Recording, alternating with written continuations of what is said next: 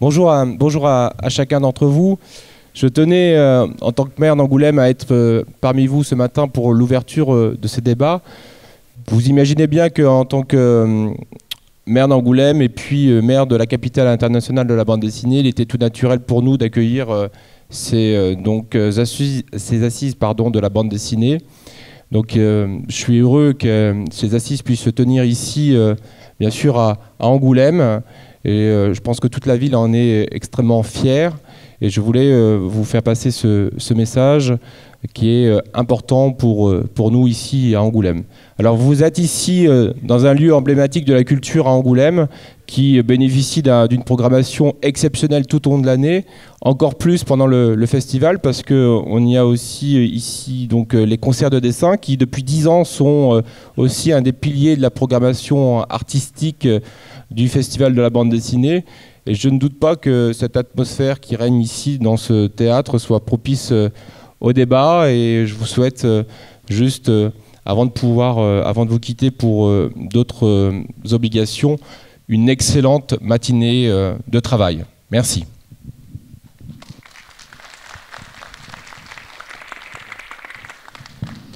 Bonjour à tous, je vais être encore plus court que Monsieur le maire. Donc il était logique pour le Festival international de la bande dessinée d'Angoulême, en partenariat évidemment avec l'association, de vous dire que nous sommes évidemment enchantés d'accueillir, enchantés je ne sais pas si c'est le bon terme, mais il nous paraissait essentiel en tout cas d'accueillir cette première assemblée des États généraux. Nous participons nous-mêmes de l'écosystème commun dans lequel nous nous trouvons. Donc, je ne vais pas proclamer l'ouverture, je vais vous laisser le soin de faire et je vous dis à plus tard et merci à tous d'être ici.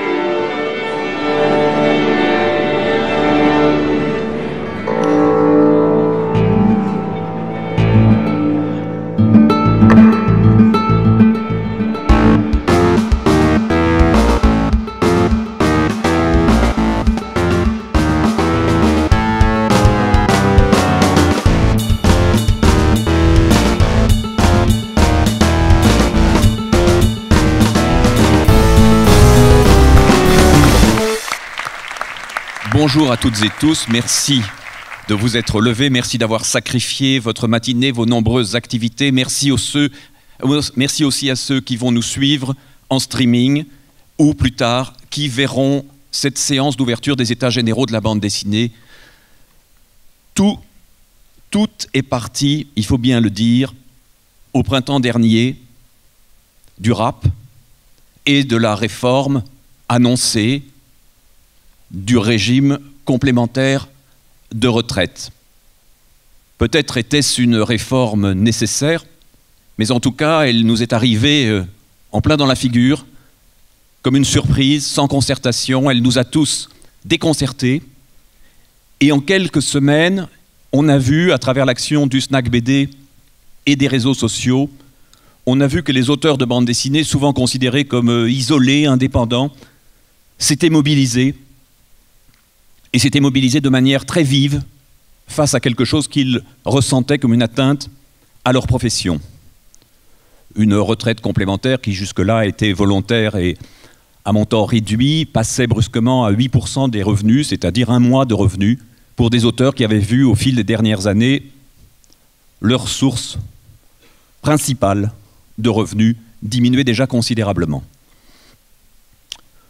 Tout est ensuite parti des auteurs, oui, du mouvement des auteurs, avec le sentiment qu'il fallait sauver ce métier, cette profession, ce monde de la bande dessinée, dont ils étaient un maillon essentiel, dont ils étaient même le premier maillon, et sans qui rien ne pourrait se passer.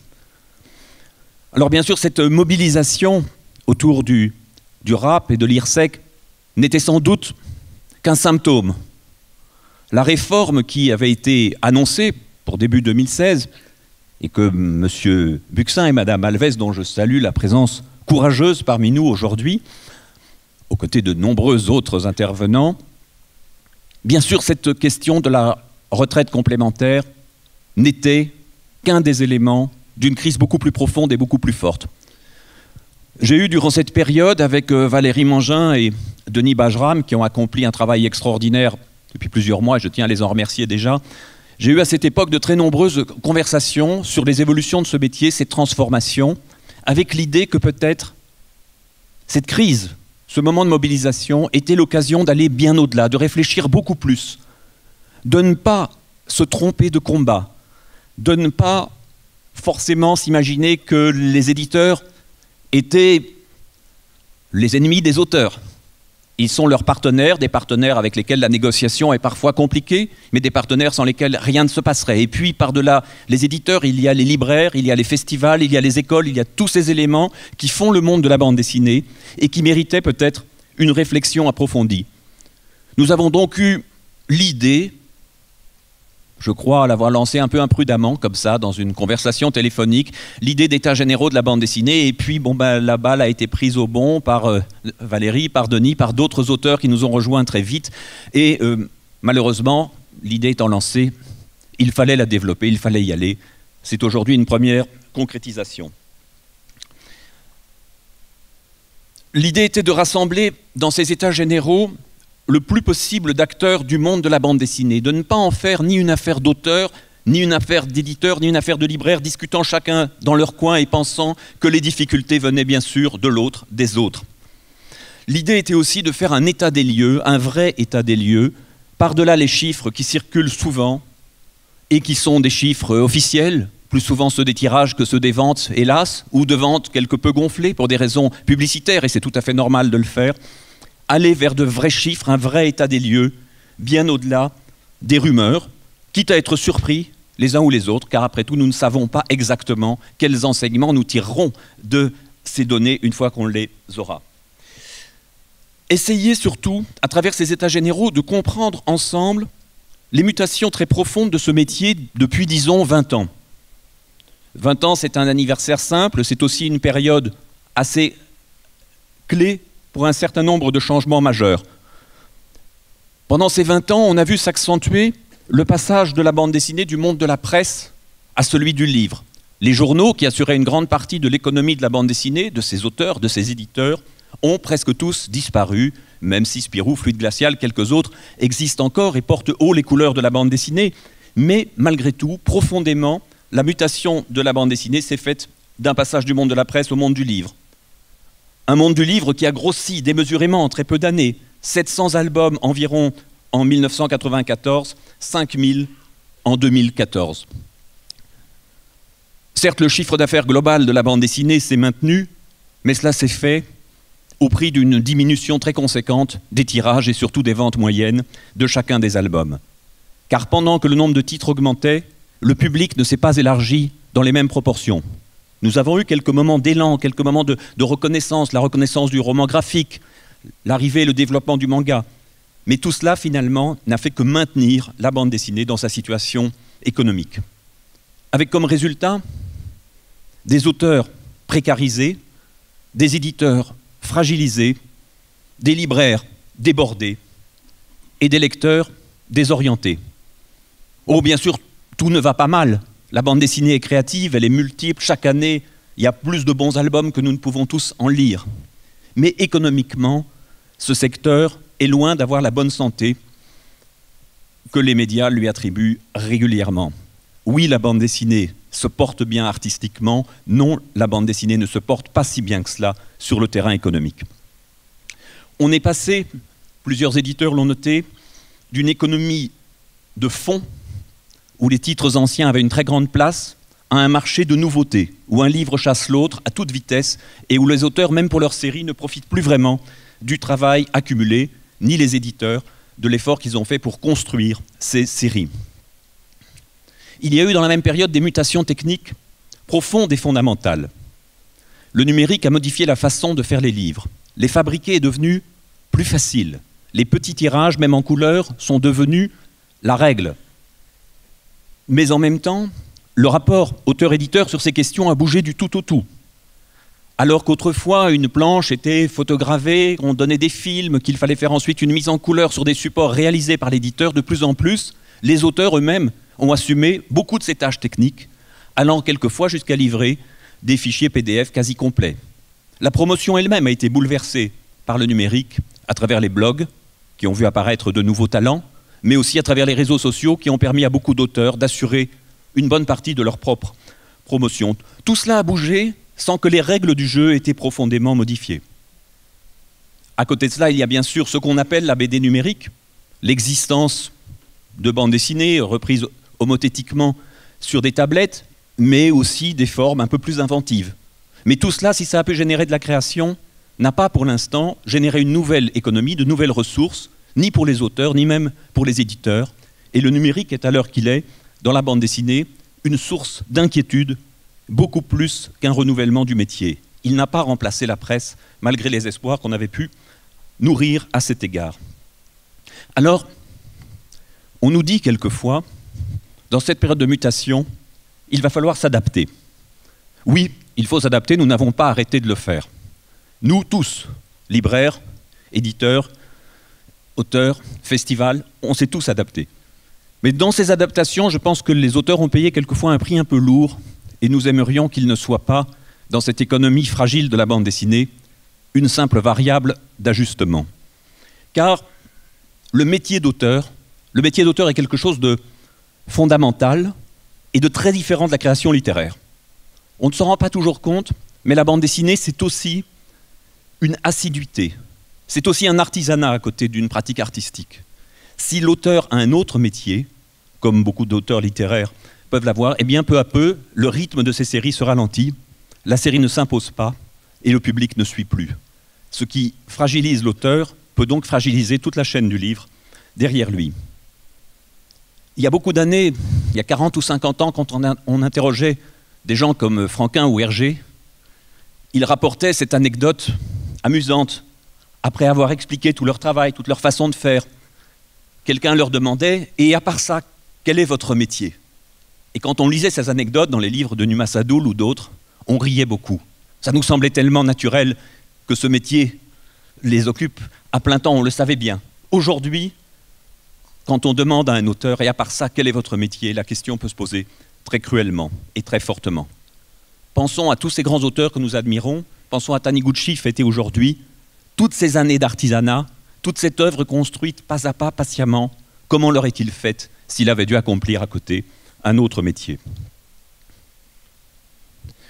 Alors les états généraux de la bande dessinée, rassurez-vous, je ne vais pas être trop long, je le suis déjà, les états généraux de la bande dessinée vont susciter des études, elles vous seront expliquées, et des cahiers de doléances, mais qui ne seront pas simplement ceux des auteurs, qui peuvent être ceux de tous, chaque groupe de personnes représentant quelque chose dans le monde de la bande dessinée, coloristes, petits éditeurs, grands éditeurs, libraires spécialisés, libraires non spécialisés, festivals, instituts de retraite.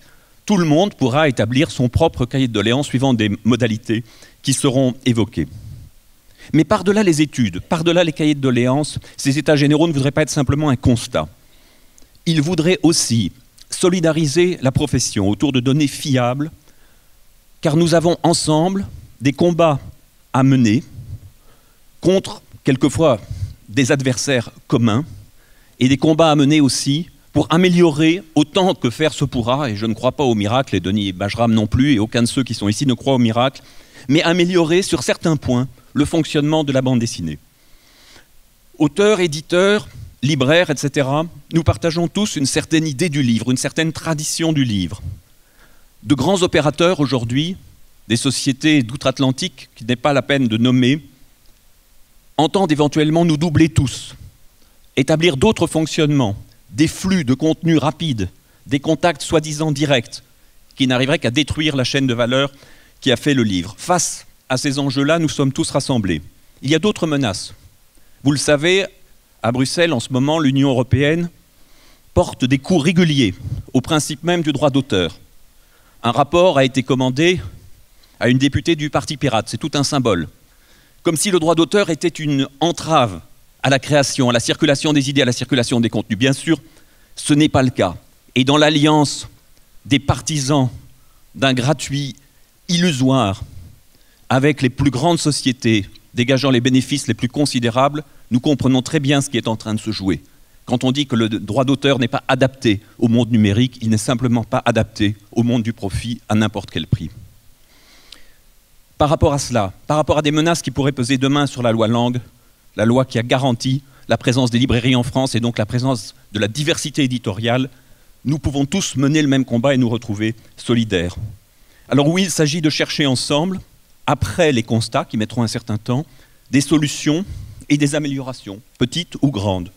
Sortir de la crise de la retraite complémentaire, en essayant d'élaborer des solutions graduelles, découvrir ou inventer, après tout nous sommes tous des créateurs à notre façon, inventer de nouvelles ressources, de nouvelles solutions, avec des pistes comme cette vieille et belle idée de Victor Hugo sur le domaine public payant qui mériterait d'être réactualisée et repensée, les auteurs d'hier tendant la main aux auteurs d'aujourd'hui pour financer justement des choses comme leur retraite ou leur protection sociale.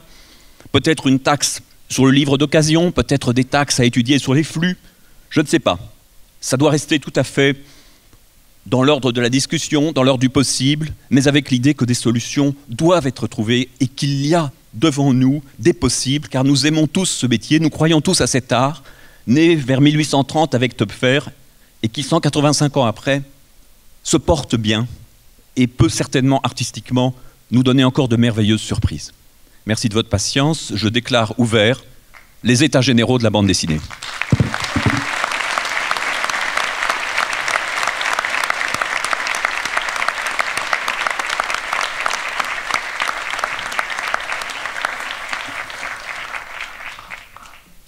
Alors, on va avoir des gags de micro.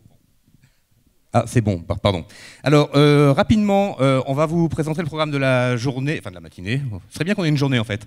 Je vais vous présenter très rapidement le projet de manière structurelle. On va vous présenter l'association qui organise, puis les partenaires qui sont tous sur scène et qui vont venir vous parler.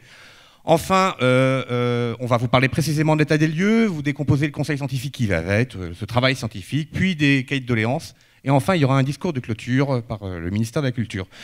Il y aura 2 débats, j'espère qu'on aura le temps, on va essayer de rattraper notre retard et de faire tout cela. Alors, pour commencer, le projet des États généraux, pratiquement parlant, c'est un projet en plusieurs temps. Le premier temps, comme on l'a dit, c'est l'état des lieux, donc faire vraiment une recherche scientifique complète, un état des lieux scientifiques de la bande dessinée. On fera en parallèle les cahiers de doléances qui sont bien l'état des lieux, mais vu du côté du peuple, disons-le, de tout le monde, du côté de la voix de ceux qui voudront s'exprimer. Et le second temps sera le temps des propositions. Il s'avère qu'un état des lieux scientifiques, ça prend du temps. Il va falloir continuer à réunir les équipes, on travaille sur ça. Donc tout ça, c'est un programme, quand on dit ouvrir les états généraux, on est en train de parler d'ouvrir une année et demie de travail. Espérons qu'on aura fini dans 1 an et demi. C'est une longue durée, on va avoir le temps de réfléchir, on va avoir le temps d'avoir des résultats, on vous expliquera un petit peu comment cette année et demie sera animée plus tard. Mais voilà, on est en train d'ouvrir une longue séance de travail ensemble, on espère vraiment que vous nous suivrez pendant tout ce temps-là, de plus en plus nombreux. Alors l'association, pourquoi on a fait une association? C'est tout bête, c'est que les états généraux, on aurait pu faire ça entre nous, autour d'un verre, mais il y a un moment où demander à des gens de se réunir, ça s'appelle s'associer. Une association simple qu'on a déposée, dont le bureau actuellement est les 3 fondateurs. On espère vite laisser notre place à des gens qui ont plus de temps que nous. On a demandé tout de suite à des auteurs de nous accompagner, parce que ça partait des auteurs. Donc on a des parrains, on en a 3 sur scène. Je propose qu'ils se lèvent pour faire bonjour à la salle. Il y a Emmanuel Lepage, célèbre héros de la bande dessinée. Il y a Arthur Depin, et pas de Pins, comme on entend souvent, autre célèbre héros.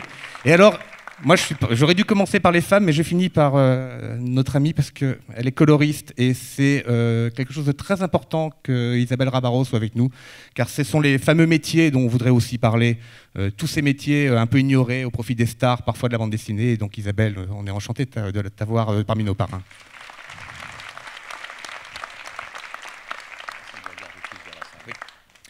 Je vais me tourner vers vous maintenant que j'ai fini avec mes invités. Excusez-moi, je cherche mon programme. Ah oui, on va passer directement aux partenaires. Donc, les partenaires. Pourquoi des partenaires ? Parce que on voulait réunir tout le monde. Déjà autour de la table pour qu'à la fin, au moment où on va être dans le moment des propositions, tout le monde ait fait le travail avec nous et soit prêt à les entendre. Mais surtout parce qu'on a besoin de montrer à tout le monde que ce n'est pas le projet des auteurs, même si c'est une idée des auteurs au départ, que c'est bien quelque chose qui concerne toute la bande dessinée, dans tout son étendue. Donc on va appeler les partenaires à venir vous expliquer pourquoi ils nous ont rejoints, qui ils sont éventuellement, si ce serait bien, et ce qu'ils attendent de ces états généraux à titre personnel. On va commencer par le syndicat national de l'édition, qui est représenté par Guy Delcourt. Je t'invite à la scène, voilà, au pupitre, pardon.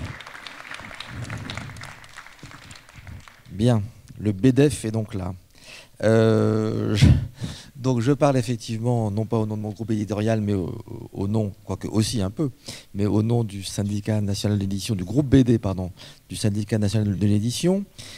La brièveté étant de mise, je voudrais souligner le fait que ce groupe BD rassemble beaucoup d'éditeurs de tailles diverses, bien sûr des grands groupes, mais de plus petits éditeurs, c'est très important. Je vais les citer. Il y a le groupe Flammarion-Gallimard, avec notamment Castraman et Futuropolis. Le groupe Média Participation, avec Dargaud, Lombard, Cana, Dupuis, Lucky Comics. Le groupe Glénat, Hachette Livre, avec notamment les éditions Albert René, Panini, Pika, Kazé, Sarbacane, Kurokawa, filiale d'Univers Poche, Rue de Sèvres, filiale de l'école de loisirs, et Jungle. Voilà, donc un vaste aréopage d'éditeurs qui œuvrent sur des sujets d'intérêt commun, sur l'édition en général, et la BD en particulier. Nous avons à ce titre mené des combats utiles, par exemple pour le statut fiscal des dessinateurs, qui était menacé. Nous avons participé à des discussions importantes sur la mise au point du nouveau contrat d'édition. Et aujourd'hui, nous sommes très mobilisés sur les réflexions et actions, notamment sur la retraite complémentaire, ici évoquée, et sur son financement. Nous sommes notamment actifs sur la question qui a été évoquée précédemment de la taxe sur les œuvres du domaine public et également, et peut-être surtout, sur la perspective d'une rémunération sur les livres d'occasion. C'est un grand sujet. Nous sommes également tout à fait, nous sommes tout à fait actifs sur ce qui a été évoqué là très récemment, c'est-à-dire la mise en cause de certains points du droit d'auteur au niveau européen. Alors cette participation ici présente s'inscrit dans l'idée de clarifier la situation évidemment du monde de la bande dessinée. Je pense que tout le monde appelle de ses voeux cette clarification, afin notamment d'évacuer ou de chasser un certain nombre de malentendus qui semblent aujourd'hui plus que jamais tendre les relations entre éditeurs et auteurs. C'est aussi d'avoir une démarche dynamique pour faire progresser notre domaine éditorial. Et on a pu constater à travers les interventions précédentes qu'il y a bien des points sur lesquels nous devons progresser. Voilà. Merci bien.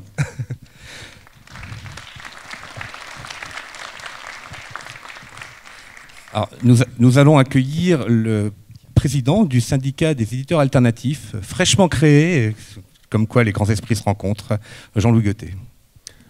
Bonjour, je vais essayer d'être aussi bref que la nuit que je viens de passer.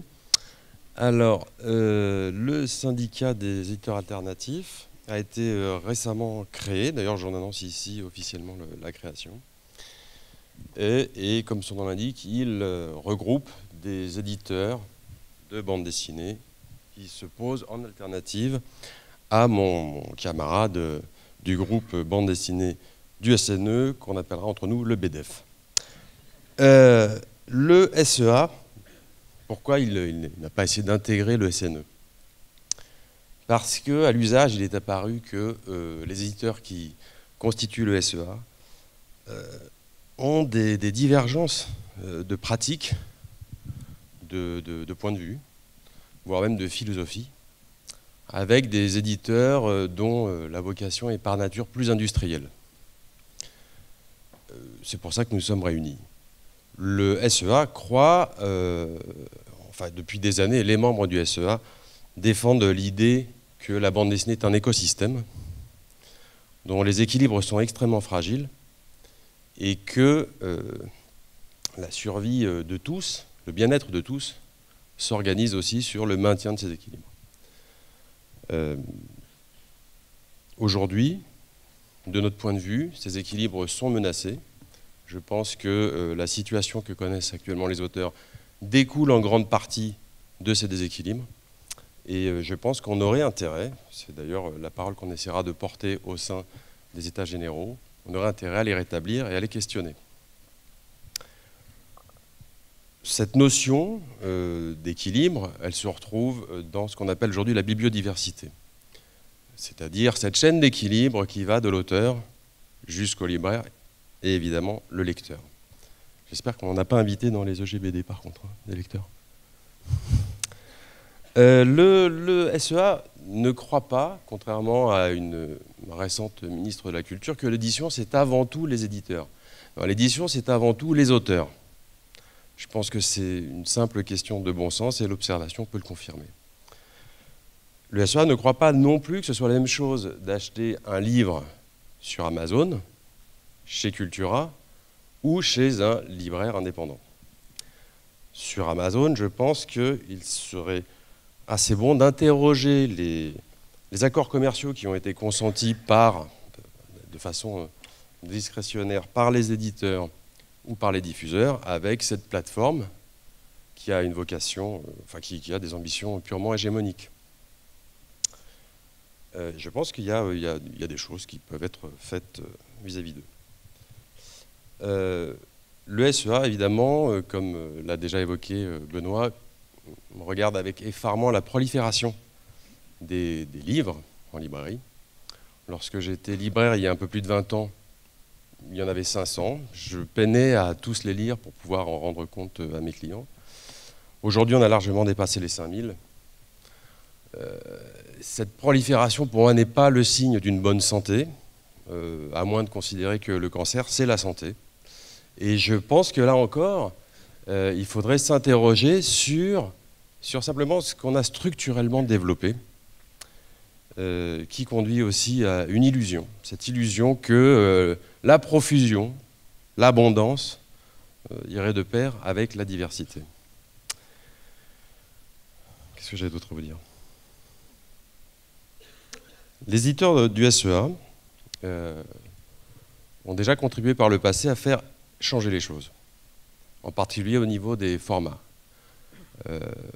Nous avons proposé des livres qui s'opposaient en fait à la norme de l'album cartonné couleur. Et peut-être qu'on a d'ailleurs créé une nouvelle norme, mais en tout cas, ça a été suivi, imité, et c'est très bien comme ça, par les éditeurs industriels. Est-ce que ça signifie que les éditeurs du SEA n'ont plus rien à faire, plus rien à dire, plus rien à promettre? Je ne le crois pas. On va simplement se déplacer du plan technique sur un plan qui nous occupe beaucoup dans nos pratiques. C'est un plan moral. Pour l'illustrer, donc nous travaillons sur beaucoup de dossiers, mais pour l'illustrer par un exemple assez concret, le SEA est favorable à ce que les contrats d'auteur n'engagent plus l'auteur à l'éditeur pour la durée de la propriété intellectuelle. C'est-à-dire en fait des contrats qui lient l'auteur à l'éditeur pour sa vie entière et celle des 2 générations suivantes. Donc le SEA est en train de travailler à un modèle de contrat unique qui sera appliqué par tous nos membres, qui tiendra sur une feuille A4 recto verso. Parce qu'en fait, un bon contrat n'a pas besoin d'être très long ni très compliqué.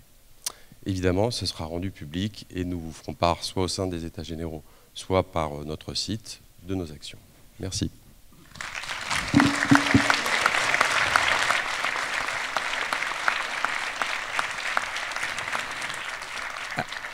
Alors, un de nos partenaires de plus est le syndicat de la librairie française.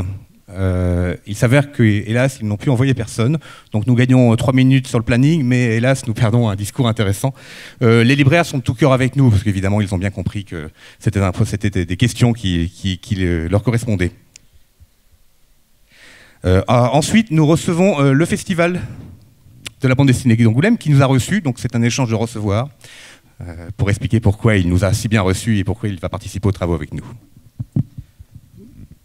Rebonjour. Je vais donc essayer de regagner du temps un peu et je vais essayer d'aller très vite. Je vais reprendre aussi deux mots qui me paraissent clés aujourd'hui que Jean-Louis Gauthier a exprimé. C'est la notion d'équilibre et d'écosystème. Ça n'est pas un hasard si le festival est, je le dis sauf enfanterie, ça n'est pas moi qui l'ai créé, le premier festival, le premier événement de bande dessinée, je crois, objectivement en Europe. C'est bien parce qu'il y a ici, en France, ici même, une création foisonnante en termes de bande dessinée et aussi un marché qui est le premier en Europe. Donc nous sommes totalement tributaires de ce qui se passe sur ce marché et nous n'avons pas l'impression d'être des génies et d'avoir réussi par nous-mêmes à sortir cet événement. Bien que, je tiens à le dire justement ici, je pense que nous avons nous aussi un métier. Et par moments, là aussi, j'ai entendu parler de malentendus. Je pense qu'il y a parfois des malentendus et qu'on pense que, en fait, nous ne faisons que montrer des choses. Et il se trouve que nous travaillons 12 mois par an pour générer cet événement. Ensuite, quand on parlait d'équilibre, moi aussi, j'ai envie vous voyez, c'est ce que je disais, l'écosystème. Dehors, il y a, ça tombe bien, voilà, il y a les coulisses, il y a la scène.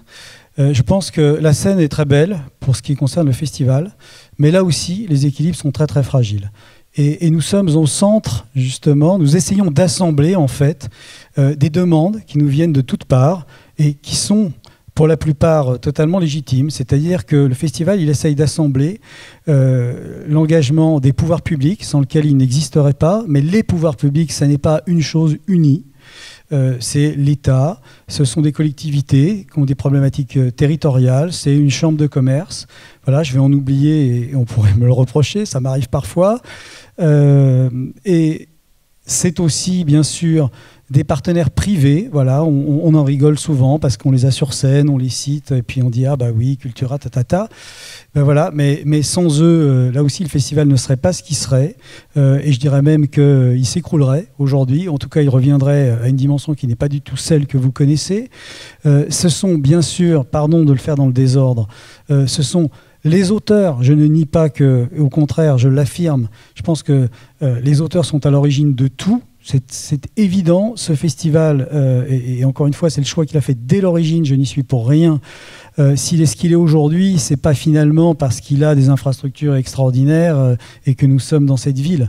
C'est bien parce que dès l'origine, une poignée de passionnés, je vais dire de fous furieux, a pensé que ces gens qui faisaient des petits Mickey, ils faisaient plus que ça. Voilà. Et je pourrais continuer la liste comme ça, de ces équilibres. Évidemment, les éditeurs, voilà, et les éditeurs, ça n'est pas une chose unique, vous le savez tous. Ils sont d'ailleurs représentés différemment aujourd'hui. Donc nous essayons aussi d'assembler les volontés, les souhaits de tout le monde.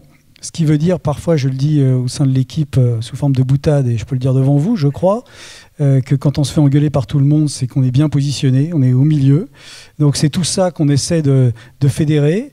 Et nos équilibres sont aussi complexes. Chaque année, on passe rasibus, comme on dit.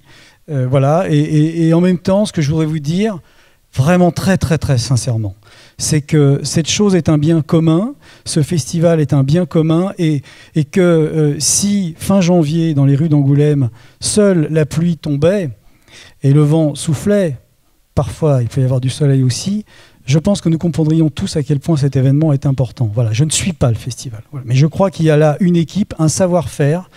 Il y a des gens qui, depuis 20 ans, 25 ans, dans cette équipe de 9e Art Plus, en partenariat avec l'association, organisent ce festival. Il y a ici un savoir-faire assez unique et ayons conscience aussi qu'il est fragile. Et encore une fois, il est là pour vous servir tous.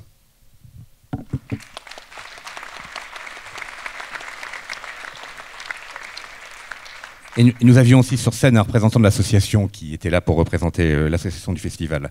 On va passer maintenant au SNAC, le syndicat national des auteurs-compositeurs, groupe BD, représenté par Ronan Le Breton qui est au comité de pilotage. Bonjour.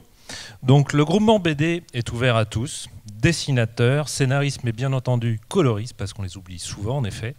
C'est la partie, l'ombre du travail magnifique de la bande dessinée. Ce groupement fait partie donc du SNAC. Le SNAC, c'est le syndicat national des auteurs-compositeurs, qui lui-même s'adresse à tous les auteurs, quel que soit leur secteur. Donc, le livre, la musique, la radio, la télé, le cinéma, le théâtre, etc. Le Snack BD donc, a pour mission de représenter lui spécifiquement les auteurs BD, les assister dans leur démarche, défendre leurs intérêts quand ils sont bafoués ou menacés, leur donner une visibilité, une parole dans les médias, les institutions publiques.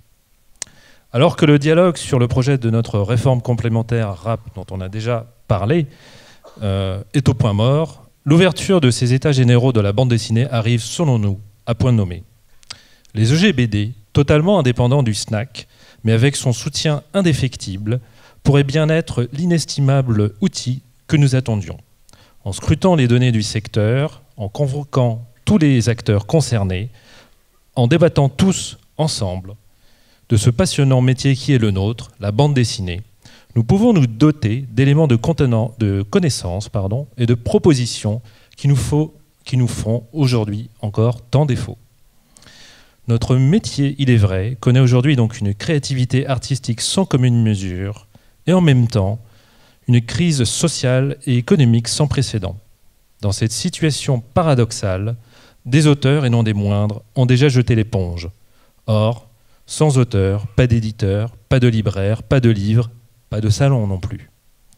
L'ampleur du mouvement social des auteurs, la situation économique, l'émergence du marché numérique, la recherche d'un partage de la valeur plus équitable, la défense du droit d'auteur au niveau européen, autant de sujets qui seront au cœur de ces états généraux de la bande dessinée, au même titre, bien entendu, que la liberté d'expression.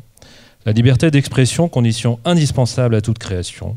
La liberté d'expression, au nom de laquelle 5 dessinateurs et 7 autres victimes ont été lâchement et froidement assassinés dans une salle de rédaction. En attendant la conclusion des travaux des EGBD, dans 2 ans ou 3 ans, effectivement, ça prendra un certain temps. 20 ans. N'oublions pas que la mobilisation est le meilleur moyen pour se faire entendre. C'est pour cela que le Snack BD vous invite, vous les auteurs, scénaristes, dessinateurs, coloristes, mais également tous les amoureux de la bande dessinée, à nous rejoindre pour la marche de la création qui partira samedi le 31 janvier, donc demain, à 14h30 du Champ de Mars. Merci.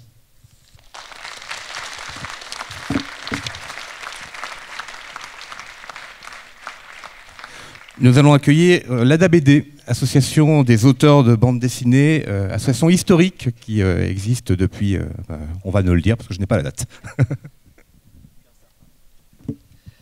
Donc voilà, je représente l'association des auteurs de bande dessinée qui est née en 99 si je me souviens bien. Moi j'ai rejoint en 2000, tu étais là aussi, j'ai quelques camarades qui sont en face. Je ne vous vois plus, j'ai les spots dans les yeux. Voilà.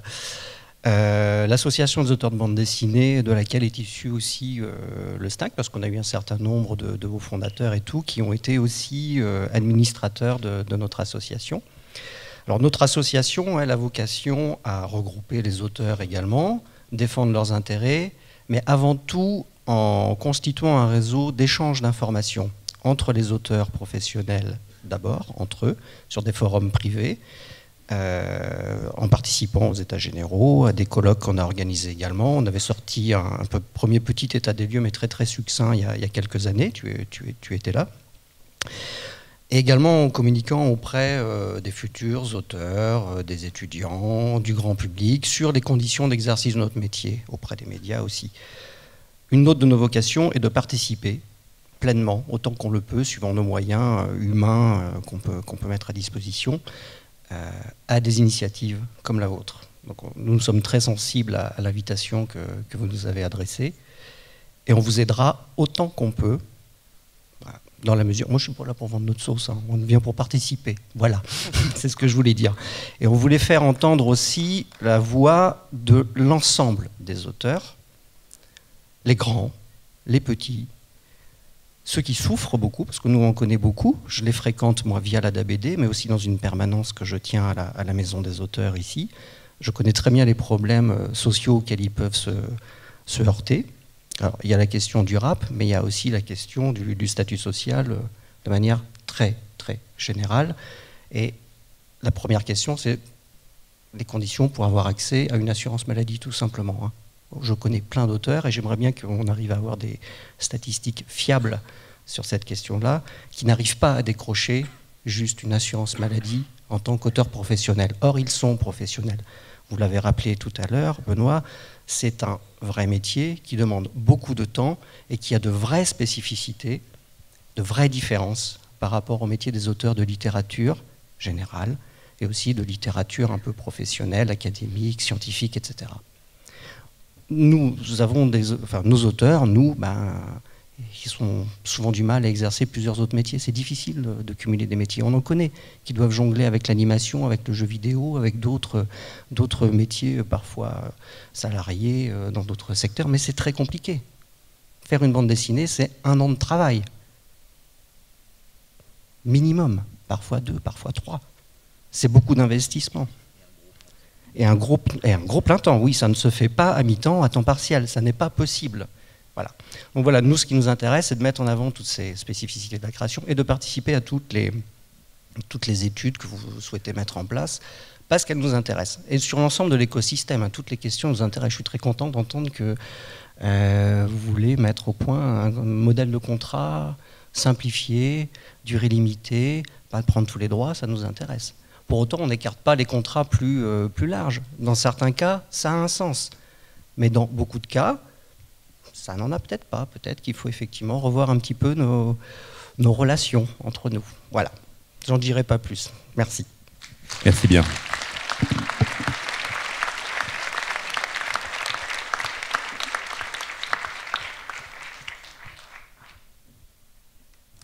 Nous recevons la SGDL, Société des gens de lettres, qui va se présenter. Bonjour. La Société des gens de lettres, la SGDL, donc, est une des principales associations d'auteurs en France. On représente plusieurs milliers d'auteurs, principalement, voire essentiellement dans le livre, tous genres éditoriaux confondus. Et depuis son origine, la SGDL a été, je crois, de tous les combats, parfois même à l'origine de ces combats, dès qu'ils intéressent le droit d'auteur et les intérêts des auteurs. Citer la sécurité sociale des auteurs, le droit de prêt en bibliothèque, la retraite complémentaire des auteurs et plus récemment le contrat d'édition à l'ère du numérique qui nous a occupés pendant au moins 4 ans de discussions acharnées, sympathiques mais acharnées avec les éditeurs. Aujourd'hui, nous on voit 3 défis majeurs pour les auteurs. Le premier, c'est la question évidemment de la rémunération sur le numérique, mais pas seulement, la rémunération aussi sur l'imprimé. Il ne faut pas se tromper aujourd'hui, le numérique ça représente 3%, alors c'est important et urgent de regarder, d'étudier, de savoir comment cette rémunération va se passer dans le numérique, mais n'oublions pas qu'aujourd'hui 95-97% des revenus des auteurs c'est l'imprimé, c'est le papier. Il ne faut pas oublier aussi ce défi-là. Le deuxième, c'est, on en a déjà parlé, le statut social et fiscal des auteurs. On demande depuis des mois, très fermement, une véritable concertation sur ces projets de réforme. On demande aussi de nouvelles réflexions sur des modes de financement qui ne seraient pas seulement et toujours les auteurs. C'est quand même incroyable à chaque fois qu'on augmente un taux de cotisation, qu'on invente un nouveau taux de cotisation. C'est toujours sur la tête des auteurs que ça retombe.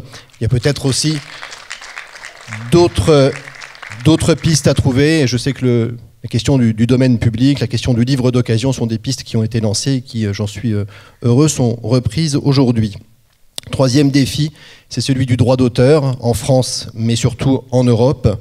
La réaffirmation sans cesse, que j'ai l'impression qu'on doit donner un cours de mécanique à certains parlementaires européens.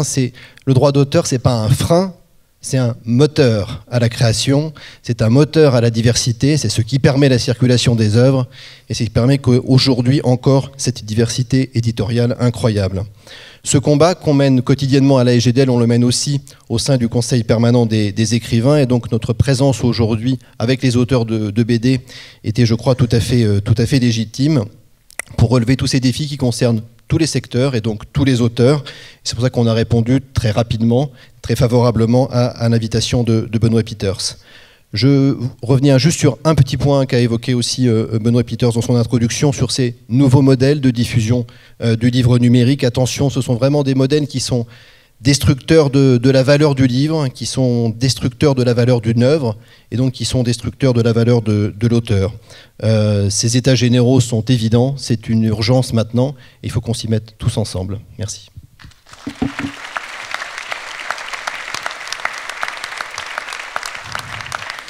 Nous parlions du Conseil permanent des écrivains. Cela tombe bien, Emmanuel de Rangervais vient pour le représenter.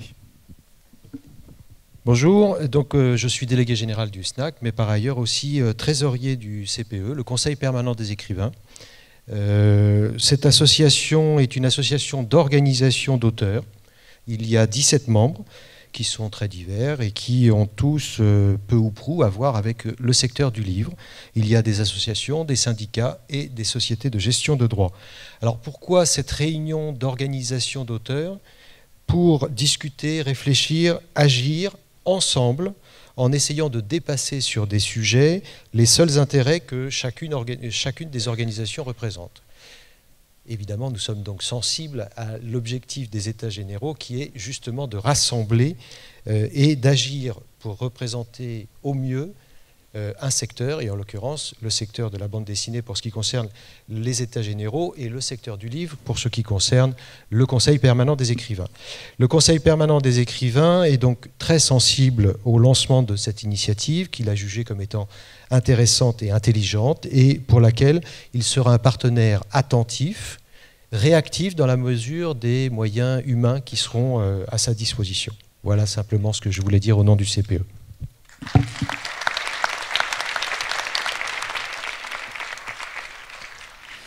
Nous parlions de société de gestion de droit, ça tombe bien, nous allons accueillir la Sophia.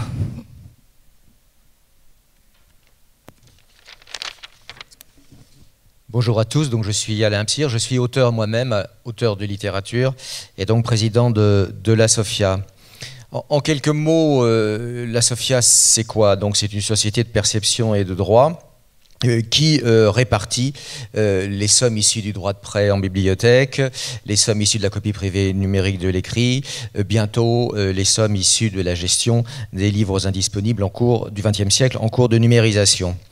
Nous avons 7500 adhérents et sur les 7500 adhérents, je dirais peut-être seulement 330 auteurs, dessinateurs de bande dessinée.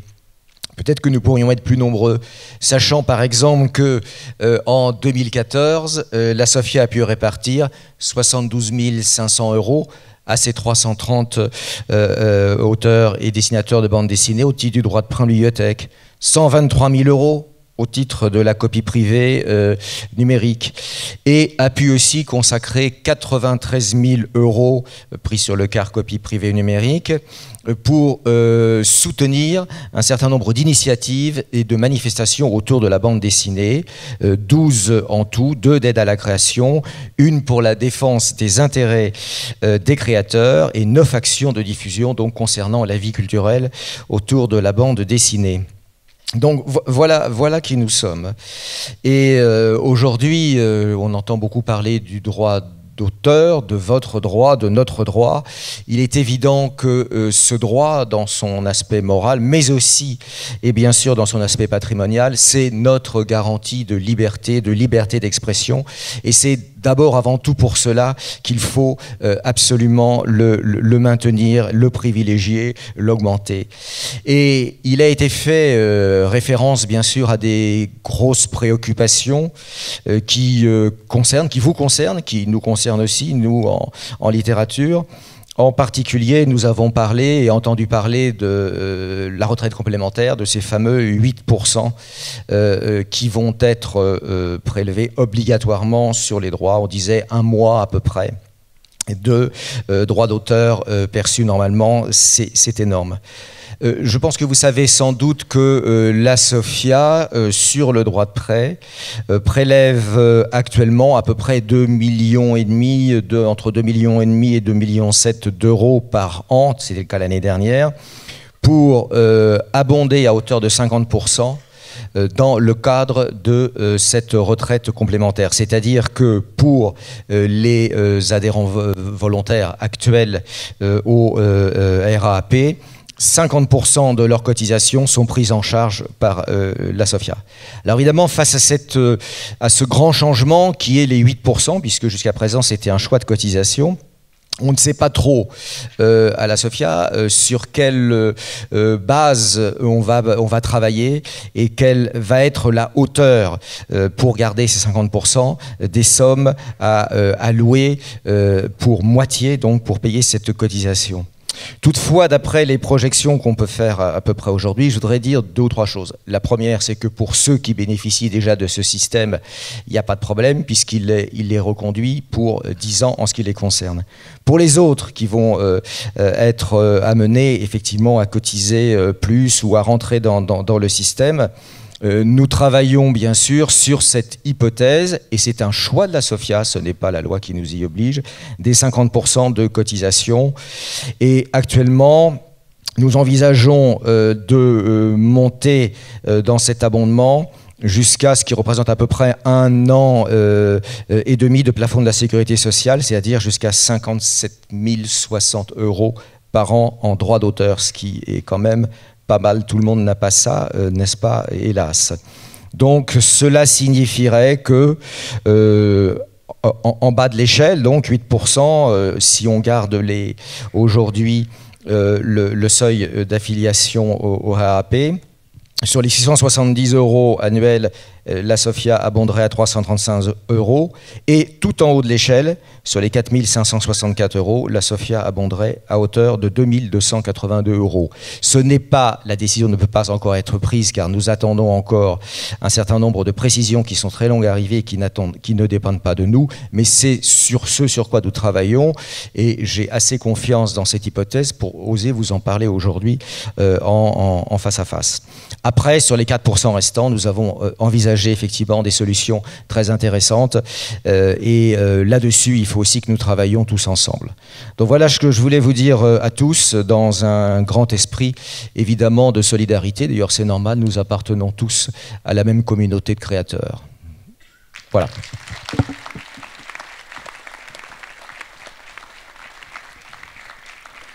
Nous continuons avec les sociétés d'auteurs. La SAIF, représentée par Agnès Defoe.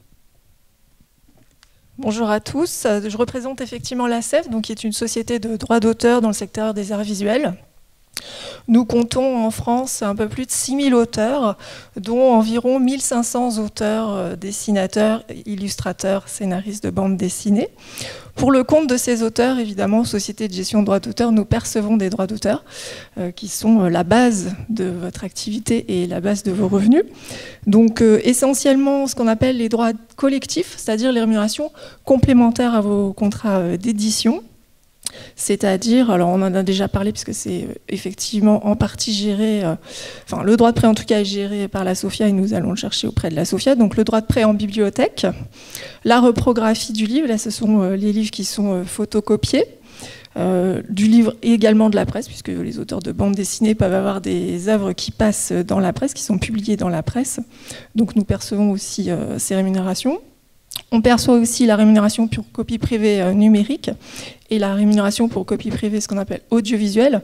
La distinction, c'est que l'audiovisuel, c'est lorsque les planches de bande dessinée, les livres de bande dessinée passent à la télévision, et la copie privée numérique, c'est plus lorsque le public va faire des copies, notamment sur Internet. Il faut savoir que les livres de bande dessinée sont d'ailleurs parmi les œuvres les plus copiées par le public, donc on est quand même très attentif à la défense de la copie privée qui aujourd'hui est attaquée de toutes parts. Et ça fait partie notamment des sujets qu'il faudra sûrement aborder lors de ces états généraux. Nous gérons aussi pour le compte des auteurs de bande dessinée ce qu'on appelle le droit de suite. C'est un petit peu technique, mais c'est une rémunération qui est perçue sur la revente des planches originales de bande dessinée. Nous sommes une société agréée pour recevoir les informations au titre du droit de suite, donc des ventes. Et nous les percevons pour nos auteurs. Alors, soit en France, soit dans l'ensemble du monde, en tout cas en Europe, puisque le droit de suite existe dans toute l'Europe, mais aussi dans d'autres pays du monde, puisque nous avons des accords avec d'autres sociétés d'auteurs. Voilà, ça, ce sont vraiment les rémunérations un petit peu complémentaires vraiment au contrat d'édition. Mais par ailleurs, pour les auteurs qui le souhaitent, nous pouvons négocier leur contrat d'édition, on le fait pour certains, ou les aider à le faire. Alors, à l'heure des grandes réformes en France et en Europe, c'est vrai que nous sommes très vigilants à l'avenir du droit d'auteur. En France, il va y avoir bientôt une loi. On va être très vigilants. Ça a été dit aussi, il va y avoir une grande réforme en Europe. Et là, c'est vrai que le droit d'auteur est attaqué de toutes parts. Donc, c'est très important d'être vigilant et d'être très offensif sur ces questions. On le fait soit seul en tant que société d'auteur, soit parmi d'autres groupements, puisqu'on est membre du Conseil permanent des écrivains, de la CISAC, etc. Alors pourquoi je suis là aujourd'hui, pourquoi on participe aux États généraux? Tout simplement parce que c'est naturel en tant que société d'auteurs défendant des auteurs de bande dessinée d'être présent, d'une part. Et puis c'est vrai que c'est une très belle initiative qui a pour objet quand même de rassembler l'ensemble des représentants de la filière de la bande dessinée. Et c'est vrai que ça sera un endroit pour discuter de toutes ces problématiques, les mettre en avant et les porter tous ensemble en France ou en Europe. Merci.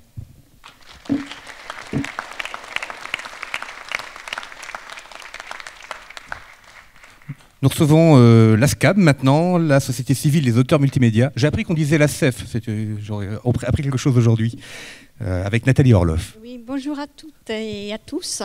Donc, je suis Nathalie Orloff, je représente l'ASCAM, je suis de la direction juridique. L'ASCAM, c'est une société civile d'auteurs multimédia qui regroupe 35 000 auteurs, notamment audiovisuels, radiophoniques, mais plus de 8 000 auteurs de l'écrit, dont de nombreux auteurs, bien sûr, d'art visuel, notamment illustrateurs, graphistes et auteurs de BD. Je ne reviendrai pas sur les différents droits, puisque nous sommes aussi également une société de perception et de répartition de droits, sur ce qui a été expliqué par mes prédécesseurs, notamment par Agnès, qui vient de le faire, parce que nous gérons également ce type de droits. Mais je dois vous dire effectivement que la SCAM a un établissement aussi en Belgique, et que la Belgique est bien connue pour ses auteurs de BD, et que quand bien sûr Benoît Peters, qui est sociétaire de la SCAM, nous a fait part du lancement des États généraux de la BD, nous avons trouvé qu'effectivement c'était une excellente idée et que la SCAM était là pour aider à ce lancement, pour venir, et nous ferons tout pour de manière à la fois humaine mais aussi financière pour les études, participer à ces États généraux.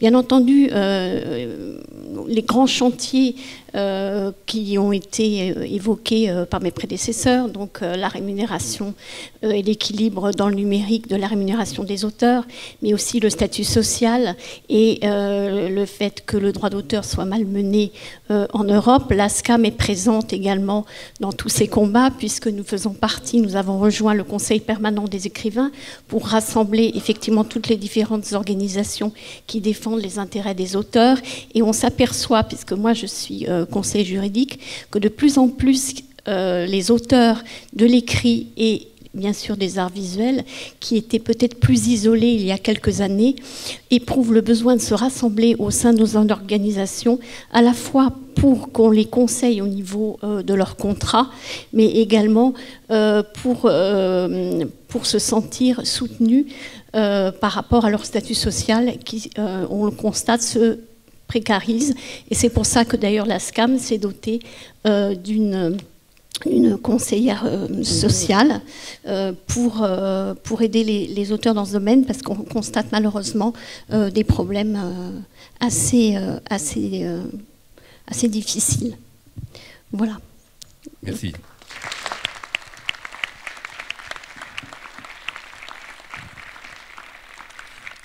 Alors, l'ADAGP, qui est la Société des auteurs dans les arts graphiques et plastiques, est aussi partenaire des États généraux, mais hélas n'a pu nous envoyer personne, donc ils seront sévèrement punis par une dotation doublée, j'imagine. Voilà. Nous allons recevoir maintenant Frédéric Buxin pour le rap, que beaucoup ici attendent, je pense.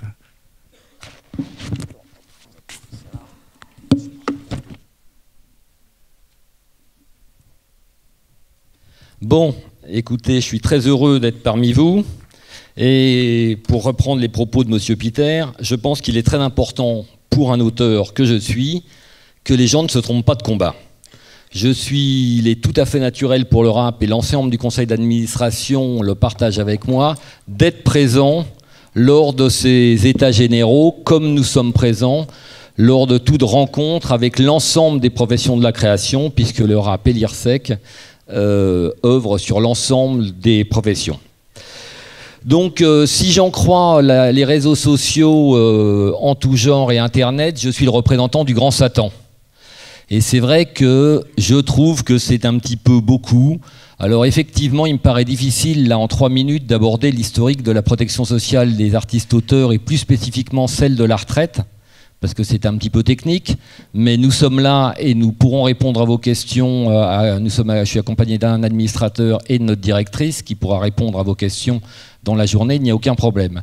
Mais je me suis intéressé, à partir du moment où vous m'avez invité, un peu à l'économie et à ce que représentait la protection sociale dans le livre. Donc j'ai utilisé les quelques chiffres que j'avais, puisque je ne suis pas un spécialiste de la BD, et donc j'ai préparé un certain nombre de choses.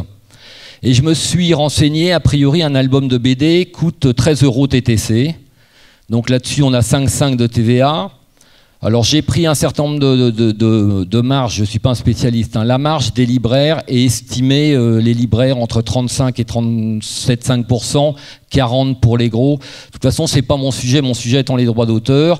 J'ai essayé de voir l'impression en me basant, le coût d'impression d'un album de 64 pages, couverture cartonnée, en me basant sur la vente moyenne d'un album de BD, si j'en crois les chiffres du SNE, qui est moyenne, je dis bien, de 6700 exemplaires vendus. Donc pour avoir un prix globalement, je me suis basé sur un prix d'album imprimé à 2 € hors taxe. C'est l'impression que des devis que j'ai eus pour imprimer 5000 exemplaires.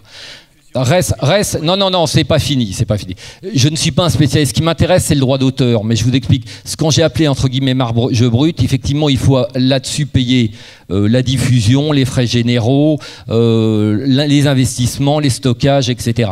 Mais je ne suis pas un spécialiste. Il n'est pas de ma responsabilité d'engager les états généraux.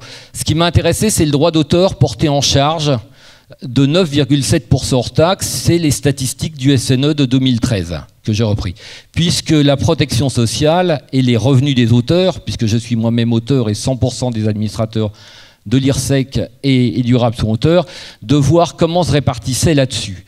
Donc je vous présente donc voilà la répartition des charges sociales sur les droits d'auteur qui seront appliquées au 1er janvier 2016.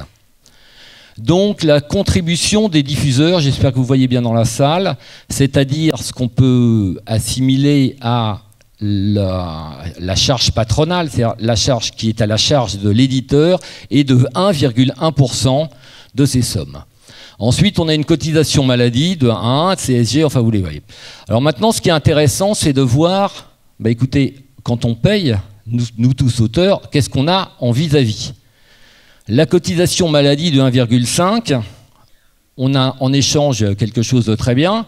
Je souhaite que personne s'en serve, mais hélas, on est de temps en temps malade, donc ça nous permet d'avoir la maladie et nos indemnités journalières, puisque je vous rappelle que l'ensemble des auteurs ont le droit aux indemnités journalières. La CSG de 7,5%, globalement, ça vous apporte quoi? Ça vous apporte le droit de rembourser les dettes de la gestion de la sécurité sociale des 20 ou 30 dernières années. Il en est de même pour la CSG, 0,5%. La formation professionnelle de 0,35%, ça vous donne le droit depuis 1 an d'avoir accès à la formation professionnelle, l'ensemble des auteurs, et je pense que les auteurs de BD, a priori, y voient un intérêt, de toute façon, je le souhaite. Ensuite, on a la cotisation vieillesse au régime de base de 6,92%, c'est la sécurité sociale tout à fait standard. Là-dessus, on pourrait faire une aparté sur le fait que le drame, c'est que cette sécurité sociale ne soit pas appelée pour les gens qui sont uniquement précomptés, ce qui pose des problèmes sociaux absolument dramatiques et qui est une responsabilité de l'État depuis 30 ans et qu'à la fois le ministère de la Culture et le ministère des Affaires sociales n'assument toujours pas, bien que la GSA ait pris des positions très fermes là-dessus depuis des années. On en arrive donc à la cotisation du RAP. Donc, je vous rappelle que les auteurs d'écrits, comme l'a précisé M. Absir, 50% de leur cotisation est financée par le prêt du livre. Donc, c'est-à-dire que ce n'est pas présent sur le...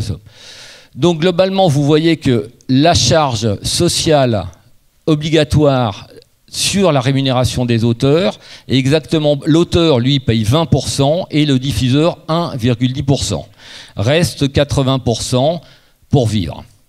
Donc effectivement, si c'est toujours important, ce que donne le RAP, parce que quand même on acquiert des droits, c'est-à-dire qu'on paye, ça vous donne le droit à un certain nombre de retraites. Donc autant, alors je ne vais pas être très technique, globalement sur la traite générale, le régime vieillesse, vous avez un rendement de 4%. Les sommes que vous mettez dans ce régime, si vous survivez 20 ans à votre retraite, vous récupérez plus d'argent que ça vous a coûté, en quelques mots, hein, même si on est un système sécuritaire.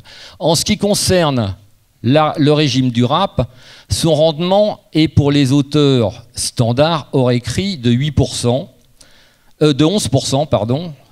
Et comme vous en payez, vous, de votre poche, il est bien évident que je ne nie pas du tout que les 4% du prêt en livre sont des droits d'auteur qui vous ont fait verser de manière dissociée. Il ne s'agit pas. Mais sur ce que les auteurs du livre sortent de leur poche, c'est 4%. Sur ces 4%, ils ont donc un rendement de 22%. Ça veut dire qu'un auteur qui survit à sa retraite plus de 4 ans récupère les sommes versées. Que quelqu'un trouve un régime de retraite qui a un meilleur rendement en France, voire en Europe, je lui offre le café immédiatement. Donc maintenant, j'aimerais bien qu'on voit l'autre image pour se rendre compte. Voilà, dans l'économie du livre, la petite tranche en bas, c'est le coût du RAP sur la vente d'un livre. Alors je veux bien qu'on fasse porter la responsabilité du RAP de mettre les auteurs mettre des auteurs avec une sébille dans la rue et que le RAP soit le grand Satan, mais je trouve que c'est un sombrero un peu grand pour les administrateurs du RAP.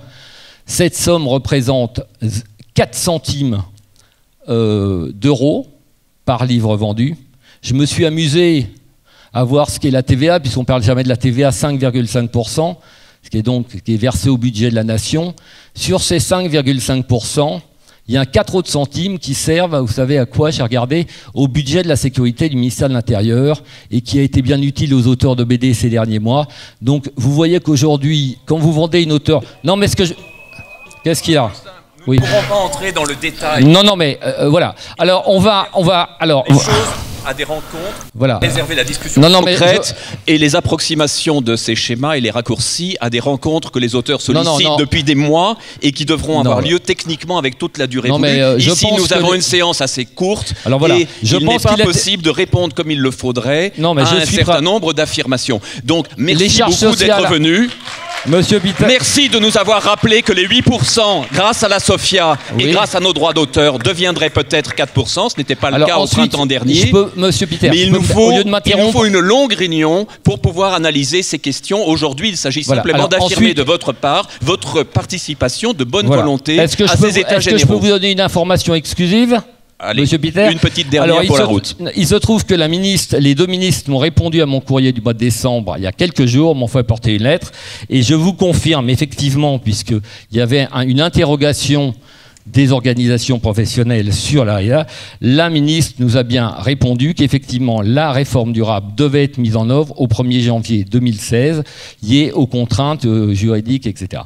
D'autre part, je voudrais rappeler de quoi est constitué le conseil d'administration du RAP, qui ne sont pas des irresponsables, comme on peut le penser, auteurs, mais que l'ensemble sont des auteurs qui sont des représentants des cotisants, et que dans ces auteurs, il y a un ancien président de la GESA, qui connaît un petit peu, qu'il y a un président du Nord du SNAC, qu'il y a effectivement un certain nombre de gens... oui. Non, mais... On fait une réunion spécifique, hein, c'est pas le... Non, mais... Oui, bon, enfin, tout ça pour dire que on est très attaché à la protection sociale et que voilà. Non mais. Merci. Ouais. Passons à la suite maintenant. Il reviendra dans le débat. Bah, vous y reviendrez. Merci. Il y aura une phase de débat, on pourrait y revenir en effet.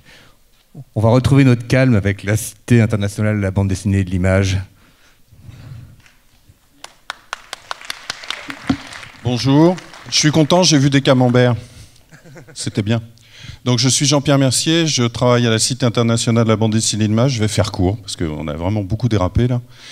Donc c'est une institution publique qui est financée par le département, la région, l'État, la ville d'Angoulême, qui existe depuis 1990 et qui a globalement 2 grandes missions. La première mission, c'est le patrimoine, la constitution de collections, d'imprimés, de livres, de revues, de périodiques. On a plus de 2500 titres de périodiques, il y a des centaines de milliers de fascicules, je ne sais plus, 60 ou 70 000 bouquins de toutes langues, de toute provenance, dont les plus anciennes remontent au 19e siècle, et à ce jour, 12 000 planches de bande dessinée.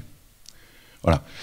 Ça, c'est le travail qu'on fait, c'est la constitution d'un patrimoine et sa mise en valeur, c'est-à-dire des expositions, des présentations, on fait venir des groupes, on travaille à l'extérieur, etc., etc. Ça, c'est la première mission. La deuxième mission qui est importante et qui est, je pense, particulièrement remarquable par rapport à aujourd'hui, c'est la Maison des auteurs, qui est un des départements de la ville, qui est un lieu de résidence pour des auteurs et dans lesquels ils viennent pour travailler quelques semaines ou quelques mois, 2 ans, avec un comité scientifique de sélection qui est indépendant, qui est constitué d'auteurs, de professionnels. Et donc beaucoup d'auteurs sont passés depuis 10 ans que ça existe. Et ces auteurs ont droit également, il en a été question, à du soutien juridique, à des conseils, des choses comme ça. Et les problèmes qui ont été évoqués, la cité les connaît par ce biais-là et s'y intéresse. Alors, nous, on a été contactés, on connaît très bien un peu tout le monde, en particulier Benoît, mais Denis également. Quand on a entendu parler de ces états généraux, on a dit on y va tout de suite, on veut en être. Voilà. Et comme il est question, parce que on se perçoit comme le lieu où les informations peuvent revenir, être stockées, entre guillemets, traitées et redonnées, et c'est un rôle qu'on est prêt à jouer. Et c'est aussi, puisqu'on est en train de parler sur du long terme, les conseils à notre niveau, il y a des choses qu'on sait, d'autres qu'on sait moins. La dimension historique dont Benoît a parlé nous intéresse, c'est-à-dire que Benoît m'a déjà demandé est-ce que tu peux nous trouver, est-ce que vous pouvez nous trouver l'histoire des syndicats d'auteurs, etc., etc. Donc on va travailler là-dessus. On voulait y travailler, mais les malheureux événements de Charlie Hebdo nous ont amenés à être plus occupés par ça, par cette triste affaire, donc les expos et tout ça. Je voulais dire aussi, et je vais finir là-dessus, que comme on est en train de parler d'états généraux sur le long terme, la cité est en place toute l'année, les locaux sont là, il y a des salles, on peut se réunir, et j'espère qu'on aura l'occasion d'accueillir les états généraux à la cité. Merci de votre attention.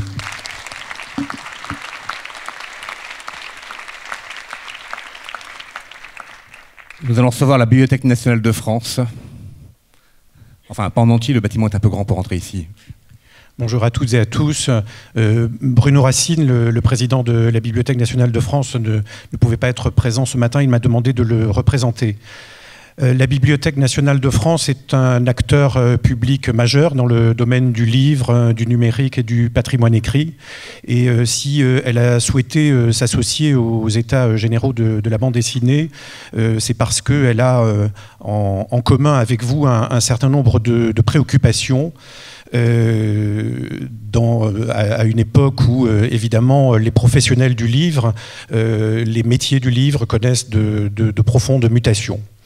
Et c'est la raison toute simple pour laquelle nous serons à vos côtés. Alors, par rapport à la bande dessinée, évidemment, nos missions, à travers la collecte du dépôt légal, à travers la conservation des collections qui sont acquises dans ce domaine, nous donnent un certain nombre de connaissances que nous pourrons mettre aussi à votre disposition. Par ailleurs, l'enrichissement récent des collections de la Bibliothèque nationale de France grâce à de très grands dons, celui des 1200 dessins de Wolinski en 2012, de quatre dossiers de création et planches originales d'albums donnés par Françoise Keuten et Benoît Peters en 2013, ainsi que les albums, des albums du Derzo donnés aussi la même année, nous ont aussi permis de reconsidérer la relation avec les créateurs et les auteurs de bande dessinée, parce que ça nous amène dans cette période de mutation dont je parlais tout à l'heure, à penser aussi à ce que nous proposons au public et aux pratiques de ces publics, parce qu'on sent des aspirations nouvelles. Nous sommes en train de penser aussi à une nouvelle stratégie de développement des publics, et voilà en tout cas toute une série de questions que nous pouvons avoir en commun et en partage, et qui constituent de bonnes raisons de s'associer à ces états généraux de la bande dessinée. Donc je vous confirme que nous serons à vos côtés. Merci. Nous recevons Vincent Monadet, le président du Centre national du livre. Bonjour, d'abord je vais vous prier d'excuser ma voix. Joe Cocker n'est pas mort. Les soirées d'Angoulême sont longues et on n'utilise l'eau que pour se laver les dents, donc je suis désolé, vraiment désolé.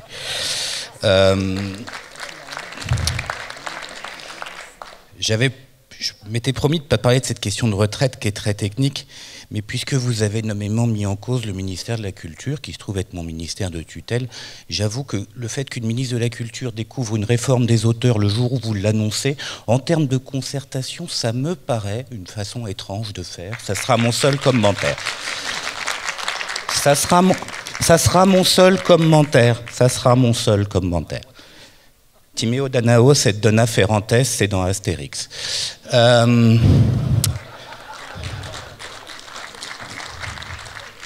Pourquoi être aux côtés des auteurs? Déjà parce que le 7 janvier a prouvé à jamais la valeur de la liberté d'écrire et de dessiner dans ce pays. Ensuite parce que sans auteurs, il n'y a pas de Centre national du livre. C'est une évidence. Enfin parce qu'aujourd'hui, un certain nombre de menaces pèsent sur les auteurs. Il y a évidemment la baisse des droits d'auteur qui est liée, je crois, au fait que nous sommes en train de basculer d'un marché de l'offre vers un marché de la demande qui complique la transition dans le moment. C'est une révolution un peu copernicienne. Mais aussi, je crois, aujourd'hui, il faut réfléchir donc fortement à un élargissement de l'assiette. Et j'ai entendu parler de taxes sur le livre d'occasion ou de taxes sur le domaine public payant. Il y a vraiment des choses à creuser pour que l'assiette s'élargisse et qu'au moins en gestion collective, les auteurs récupèrent de nouvelles sources de revenus. Lorsque Jeff Koons expose des chiens en ballon à Pompidou, alors qu'il a déjà vendu l'œuvre, il est payé, il y a un droit de suite. Lorsque Jacques Tardy vend plusieurs fois sur des marketplaces Adèle et la Bête, il n'y a pas de droit de suite. Autrefois, c'était pas gênant, puisque l'occasion, c'était limité dans des boutiques qu'on connaissait, où moi-même j'ai beaucoup acheté, Boulinier, Gibert. Aujourd'hui, avec l'industrialisation du marché de l'occasion, il y a une vraie question à poser. Une vraie question parce qu'il y a des gens sur Internet qui font énormément d'argent avec l'occasion. Enfin, la question du droit d'auteur en Europe est centrale. Vous êtes nombreux ici, j'aurais aimé que ce soit archi plein. Tous les débats qu'on a sur votre retraite, etc., dans 6 mois, ils n'existeront peut-être plus. Peut-être plus du tout. Le droit d'auteur aura été totalement désossé. Il y aura des exceptions pour tout. Alors, le rapport REDA parle de l'éducation hors éducation. L'éducation hors éducation, ça vaut chez moi, puisque je considère que quelque part, je ne suis pas école, pas université, mais j'élève mes enfants. Donc est-ce que je n'ai pas le droit à une exception au droit d'auteur parce que j'élève mes enfants? Donc ce désossement du droit d'auteur est extrêmement grave, surtout que nous sommes dans une commission qui considère que l'économie, c'est le renard libre parmi les poules libres. Donc, comme nous avons un peu tendance tous les uns et les autres à être les poules, il y a un moment où on voudrait bien conserver ce qui nous sépare du renard, finalement. Et le droit d'auteur est une des choses qui nous sépare du renard. Comment aider les auteurs? Et je terminerai là-dessus. Vous parlez d'études, vous parlez de chiffres, vous parlez... Ça se finance. Et je le dis aujourd'hui, nous serons à vos côtés pour réfléchir avec vous et pour financer ces besoins de données. Et d'ici là, mobilisez-vous tous. Merci.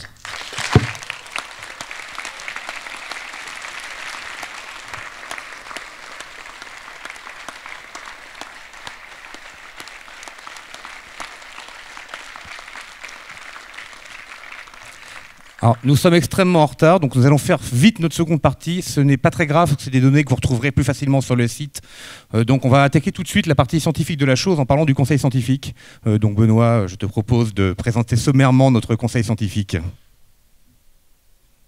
Alors, nous avons voulu nous entourer d'un conseil scientifique divers et irréprochable, de gens de grande notoriété, de grandes compétences, pour assurer aux études qui vont être lancées toutes les garanties. C'est quelque chose qui, je crois, n'a jamais été fait pour la bande dessinée. On va peut-être montrer les visages les uns après les autres. Thierry Grunstein qui peut se lever, qui est là parmi nous, qui est depuis des années l'honneur de l'histoire, de la critique et de la théorie de la bande dessinée et qui nous aidera amplement. Nathalie Henich, une sociologue éminente qui a travaillé sur la condition artistique, sur la condition littéraire et qui se passionne pour la bande dessinée et qui a immédiatement répondu présent.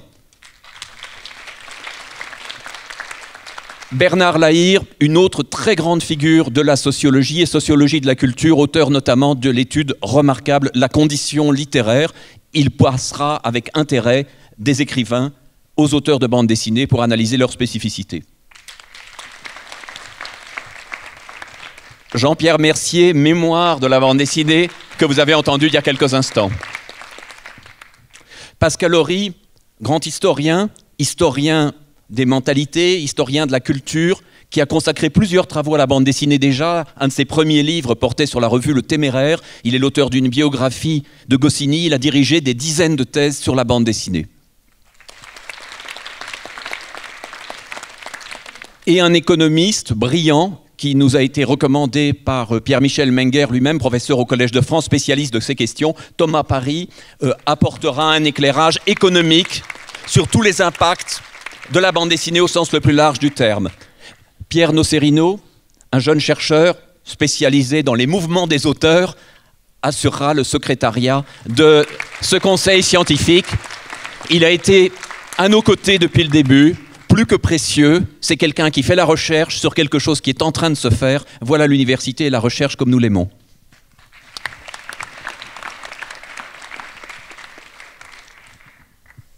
Donc, bonjour à tous. J'ai la tâche difficile de vous présenter ce qui va être fait par les universitaires justement dans le cadre de ces états généraux. Alors tâche difficile parce que c'est quand même assez austère, qu'on n'a pas beaucoup de temps et qu'en plus à l'université on ne nous apprend pas vraiment à ne pas être austère et à être concis encore moins. Donc voilà, j'espère quand même que ça se passera bien et que vous n'aurez pas trop envie de quitter la salle. Alors vu que justement on n'a pas beaucoup de temps, je vais plutôt insister sur l'esprit plutôt que sur les thématiques et les axes qu'on a retenus qui de toute façon sont diffusés après par les EGBD. Donc je vous invite vraiment à aller sur le site internet après pour découvrir véritablement les axes. Mais néanmoins, donc quelques principes à la base pour expliciter ce qui devrait être fait dans les EGBD. Donc c'est différentes thématiques de travail qui ont été établies ensemble. Donc c'est des listes qui ne sont pas figées, qui ont pour but de donner des directions, mais qui sont ouvertes à toute proposition. Donc s'il y a des oublis, s'il y a des envies, que ce soit de la part des auteurs, des éditeurs, des universitaires, qui n'hésitent pas à faire des propositions. Donc l'objectif étant d'avoir des informations très larges, on est vraiment ouvert à toutes les propositions sous la direction du conseil scientifique qui pourra encadrer ces enquêtes.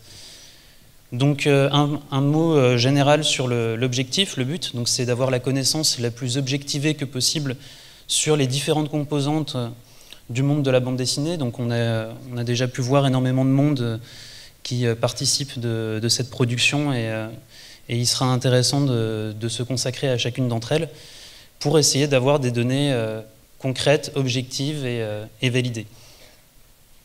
Donc pour chacun des axes que je vais présenter ensuite, donc qui apparaissent derrière moi, il s'agira d'avoir deux dimensions. Donc tout d'abord, accumuler un maximum de données quantitatives, statistiques, dans l'idée d'avoir un point de vue assez général sur l'ampleur du sujet qui nous intéresse, donc l'un des sujets qui apparaissent derrière moi. Et l'autre dimension, c'est aussi d'avoir des informations aussi qualitatives qui permettraient de compléter ces données quantitatives afin d'éviter des surinterprétations des données et d'apporter une finesse dans l'analyse et ensuite dans les propositions qui pourront être faites par les EGBD. Donc, je ne sais pas si j'ai le temps de dire deux mots sur chacun des axes. Un demi-mot même, si tu peux. Un demi-mot. Voilà.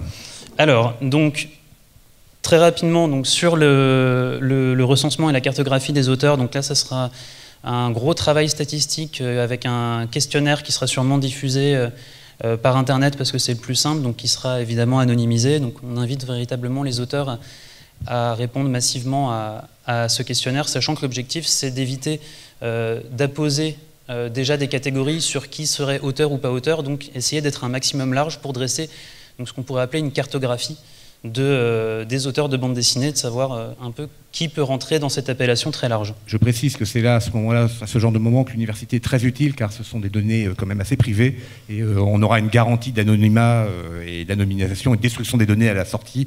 Donc les auteurs pourront enfin se confier sans avoir l'impression d'être observés par qui que ce soit, entre autres par nos partenaires et amis. Et bien sûr, leur situation économique, sociale, leurs revenus, leurs difficultés, leur professionnalisme ou leur semi-professionnalisme seront parmi les éléments les plus importants. Exactement. Et donc cette démarche cartographique, entre guillemets, elle sera aussi élargie aux acteurs du marché de la bande dessinée, donc ça sera le second point, où le but, ça sera d'avoir aussi une cartographie équivalente, mais pour ce qui est des éditeurs. Donc encore une fois, l'objectif, ça ne sera pas d'essayer de faire des catégories en amont de qui serait un grand éditeur, un petit éditeur. Enfin, l'objectif, ça serait de faire vraiment un recensement pour connaître les différentes réalités qu'il y a derrière le monde de l'édition. Donc, enfin, troisième point, les formations. Encore une fois, je vais répéter beaucoup de fois la même chose, donc j'espère que ça ira vite. Une cartographie pour essayer de faire un recensement des différentes formations qui existent, qui sera complétée aussi par des entretiens ou pourquoi pas d'autres méthodes comme le suivi d'une cohorte, afin d'avoir des données sur les parcours des auteurs et la différence des parcours et l'impact des formations dans ces parcours-là. Quatrième point, un autre acteur qui est très important et malheureusement qui n'était pas présent ici parce que c'est dur de l'incarner, c'est les lecteurs de la bande dessinée. Donc qui lit quoi, comment, de quelle manière. Donc il y a des enquêtes qui ont été un peu lancées mais rarement uniquement sur la bande dessinée et donc ça sera un des axes importants. Donc sachant qu'un prolongement de cet axe, c'est de s'intéresser à la distribution, comment est-ce que les livres arrivent dans les mains de ces lecteurs. Donc pour ça, on travaillera sur les deux axes suivants, à savoir les réseaux physiques et les réseaux numériques. Donc l'axe 5, donc, les libraires et les diffuseurs, donc encore une fois, je me répète, cartographie, entretien, avec si possible une perspective historique afin d'avoir aussi une connaissance de l'évolution du marché et de la place de ces acteurs sur ce marché. Et donc, sixième point, la question du numérique. Donc c'est un gros chantier parce que finalement ça nous amène à penser la question de l'impact d'une innovation importante sur tout un univers du monde de la bande dessinée. Donc là je parlais sur les réseaux de distribution, mais il faut aussi intégrer finalement tous les autres axes qui sont avant.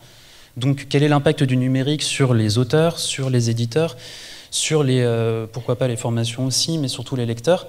Donc ça sera un gros pôle de recherche avec peut-être plusieurs branches à l'intérieur. L'avantage, c'est qu'il y a beaucoup d'universitaires qui s'intéressent à ces questions qui sont en train d'émerger.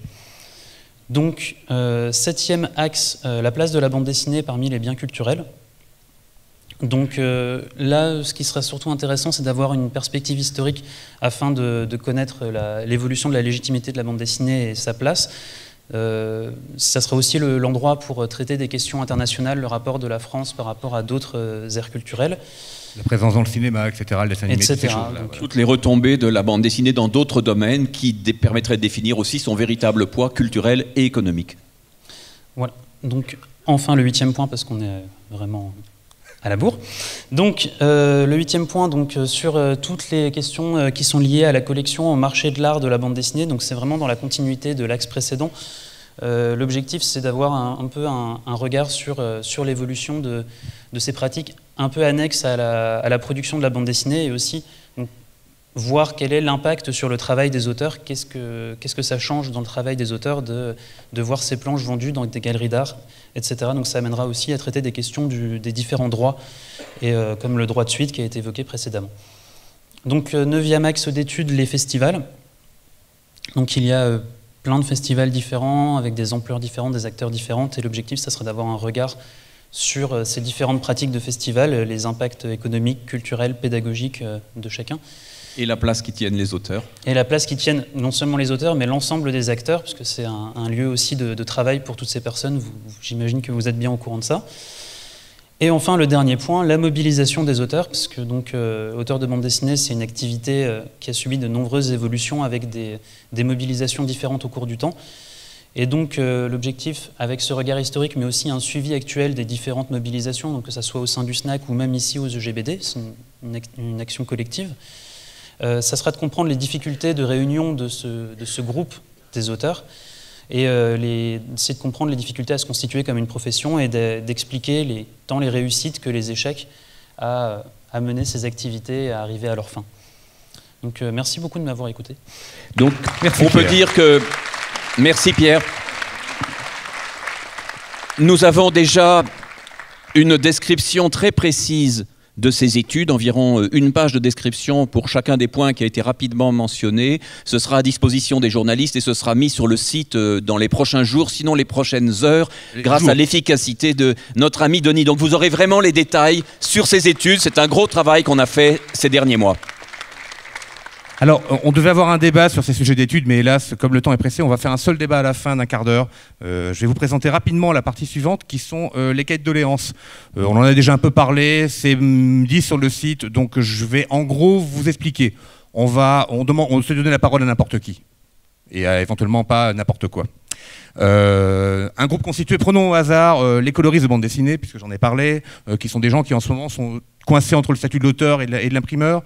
Voilà, j'espère qu'ils vont se réunir, j'espère qu'ils vont écrire ce qui ne va pas pour eux, toutes les analyses qu'ils ont, j'espère qu'ils vont écrire ce qu'ils aimeraient avoir, j'espère qu'ils vont proposer un statut, des statuts, il peut y en avoir plusieurs. Voilà, donc on va donner un prototype qui est en cours de rédaction, parce qu'on doit le faire avec les sociologues, parce qu'il faut qu'ils nourrissent aussi la partie scientifique, évidemment. Le prototype est en cours de rédaction, tout ça sera disponible. Les EGBD, c'est un temps long, hein, donc on va faire vite, mais longtemps. Alors Denis a envisagé comme exemple, un exemple qui ne blessera personne et qui ne suscitera pas de polémique, c'est le cahier de doléances établi par un groupe de personnages de bande dessinée. Voilà, et donc le modèle vous permettra avec une pointe d'humour de trouver un mode de rédaction. Il ne s'agit évidemment pas dans les cahiers de doléances de faire part de problèmes strictement individuels. Plus vous serez représentatif, plus vous serez lié à un enjeu du monde de la bande dessinée, plus ce cahier sera lu et compris et discuté. Mais Tintin a beaucoup à dire, apparemment. Voilà, je vous propose de passer au débat tout de suite. On a regagné un peu de temps. On doit libérer la salle absolument à midi, donc à midi 5. Et nous devons encore entendre le ministère de la Culture, voilà, en la personne de Nicolas Georges. Donc on va se donner un... Donc on lui donnera la parole à -5. Donc on a voilà, du temps pour parler. Je vais vous laisser la parole. Est-ce qu'il y a des gens qui ont des questions? On a des micros dans la salle. Ah oui, j'oubliais, on a un syndicat de journalistes qui m'a... Voilà, qui a envie d'adhérer tout de suite. Donc voilà, les adhésions vont continuer à arriver et c'est très bien et c'est une très bonne nouvelle.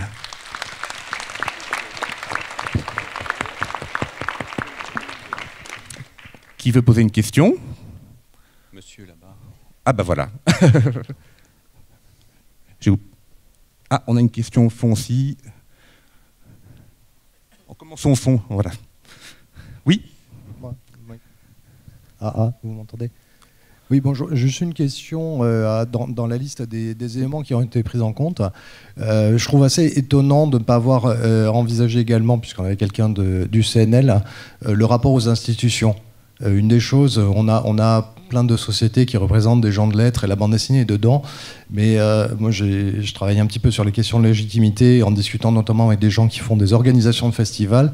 Et souvent, ce qu'ils disent, c'est que quand ils discutent avec la DRAC, ils se rendent compte qu'ils sont un peu baladés entre la section DRAC qui s'occupe des arts plastiques et puis ceux qui s'occupent du livre et puis la bande dessinée un petit peu le cul entre deux chaises, si vous me passez l'expression. Et donc je pense qu'il y a aussi à ce niveau-là une réflexion à porter aussi par rapport au rapport aux institutions qui soit aussi, qui puisse bien accepter aussi la bande dessinée. Le rapport à la sphère culturelle, je pense, abordera ce sujet-là. Quoi qu'il se passe, c'est des thématiques. Les équipes scientifiques sont en cours de recrutement, donc tout ça va évoluer, ne serait-ce qu'avec les intérêts des gens qu'on va avoir en face de nous à l'université. Et tout ça va se compléter. Mais je retiens bien, je mets une ligne de plus dans ma tête. Je peux ? Voilà. J'ai un micro, je peux en profiter. Grégory Jérôme, je suis président d'une association qui s'appelle Centrale Vapeur et qui est organisatrice d'un festival à Strasbourg depuis 4 éditions. J'aimerais me faire ici rapidement le modeste représentant ou porte-voix d'une partie de la profession dont je crains qu'elle n'ait été forcément ou suffisamment identifiée ou évoquée. Je veux parler des illustrateurs. Qui n'interviendraient pas nécessairement ou exclusivement sur le champ de la bande dessinée, mais sur le champ de l'illustration. Et à ce titre-là, on s'inscrit dans une histoire assez longue avec Joseph Béé, qui a été un des membres, je crois, à l'origine du groupe BD du SNAC, fondateur également du GRIL, le groupement des illustrateurs à Strasbourg. On s'inscrit dans une configuration assez singulière en Alsace, avec la Haute École des Arts du Rhin qui dispose d'un atelier d'illustration assez reconnu. Et donc j'aimerais demander ici, presque solennellement, d'être en quelque sorte aggloméré à cette réflexion, considérant qu'elle n'est pas forcément évoquée ou énoncée expressément dans les états généraux de la bande dessinée. Je peux vous répondre. Merci. En fait, ça a été un vrai problème de décider quel allait être notre champ d'action. On en a vraiment beaucoup parlé entre nous au départ, et puis avec les premiers partenaires, etc. On ne peut pas tout traiter. Il va falloir qu'on prenne. On a pris une décision. On a même pris la décision de ne pas traiter la Belgique, ce qui est un pur scandale. Alors, inévitablement, on va parler de la Belgique. Ça va rejaillir en permanence, tout le temps, partout. Et des auteurs suisses et des auteurs québécois et d'autres auteurs qui participent évidemment de la vitalité de la bande dessinée. Mais c'est vrai que cette étude est centrée sur la bande dessinée et particulièrement puisqu'elle est partie de cette réforme déjà évoquée, dont je ne prononcerai plus le nom. Elle est d'abord centrée sur la France. Mais bien sûr, les auteurs jeunesse et les illustrateurs sont parmi les plus mobilisés. On aimerait quelquefois que les écrivains de littérature générale se rendent compte aussi qu'un certain nombre de mesures les concernent. Et donc, on sait très bien que les auteurs jeunesse et les illustrateurs sont parmi les plus actifs. Et sûrement qu'il y aura des alliances et des convergences à étudier. Alors, quoi qu'il en soit, notre expérience, on compte la mettre au service à tous ceux qui voudraient faire la même chose dans leur champ après, évidemment. Donc, on apportera tout notre soutien à toute personne qui voudrait faire la même chose, voilà. Mais on ne peut pas non plus décider de sauver la Terre entière, vous comprendrez. Oh, d'accord, ok.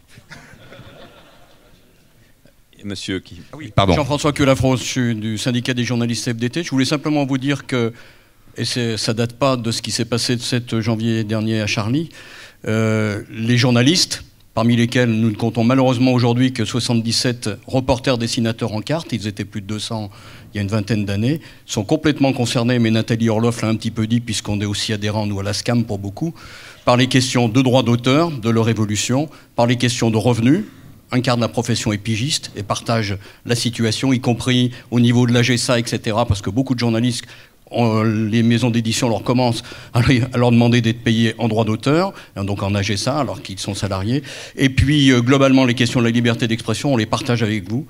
Le 13 février prochain, au Conseil économique et social en soirée, les syndicats de journalistes CFDT, CGT et SNJ tiennent une soirée sur la liberté d'expression, mais il ne sera pas question de ça. On abordera aussi la question de nos statuts sociaux. Donc je pense que nos points de vue se rejoignent.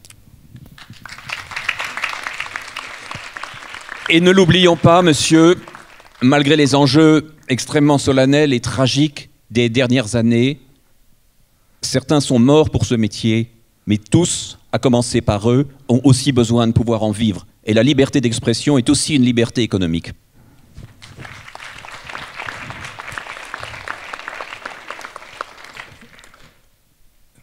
Oh ben, vous allez me rendre service si vous ne posez pas de questions, mais nous avons encore 7 minutes que nous avons arrachées à prix d'or, donc non.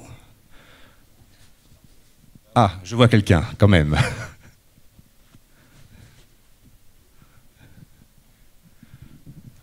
Bonjour, Patrick Gomer.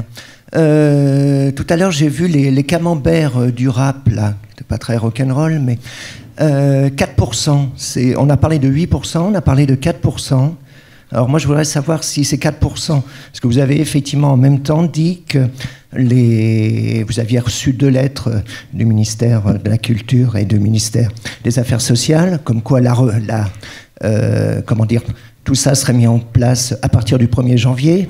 Alors, c'est 4% d'après votre présentation ou non ? En l'occurrence, le ministère va y revenir, donc je pense que ce sera beaucoup plus simple d'avoir une réponse nettement mieux informée que celle que je pourrais vous faire. Voilà. Donc ce sera un des sujets de la dernière intervention. Une chose qui est sûre, c'est que le chiffre de 8% qui a suscité la mobilisation des auteurs au printemps dernier n'a pas été inventé par les auteurs. Même si les auteurs ont beaucoup d'imagination, ils n'auraient pas trouvé ça tout seuls. Ah oui. Alors une chose dont on n'a pas parlé éventuellement, puisque si personne n'a encore de questions, c'est que oui, ça va être long, mais... Ah, il y a une question ? Bon, je termine rapidement. Ça va être long, mais il va y avoir des rendez-vous en permanence, puisque à chaque fois qu'une étude scientifique va être terminée, on organisera un colloque ou une rencontre autour, et on va essayer de faire ça partout en France, pour que les auteurs un peu partout puissent au moins se rendre à un rendez-vous. On a déjà une proposition de la ville de Nantes, on nous a parlé de Paris, de plusieurs lieux, etc. Donc voilà, ça va être quand même très animé pendant beaucoup de temps, et ça va surtout permettre à tout le monde, au fur et à mesure, d'ingérer cette matière, parce qu'il va y avoir quand même beaucoup de résultats, il va falloir digérer avant de discuter. Donc voilà, pendant un an et demi, en même temps que les cahiers de doléances seront faits, on aura tous ces rendez-vous qui viendront un peu partout en France, et j'espère que les gens seront plus nombreux qu'ici, comprendront que c'est pas qu'on fait le travail pour eux, mais qu'on fait le travail avec eux aussi, et que c'est pas tout seul dans notre coin qu'on va réinventer la planète, quoi.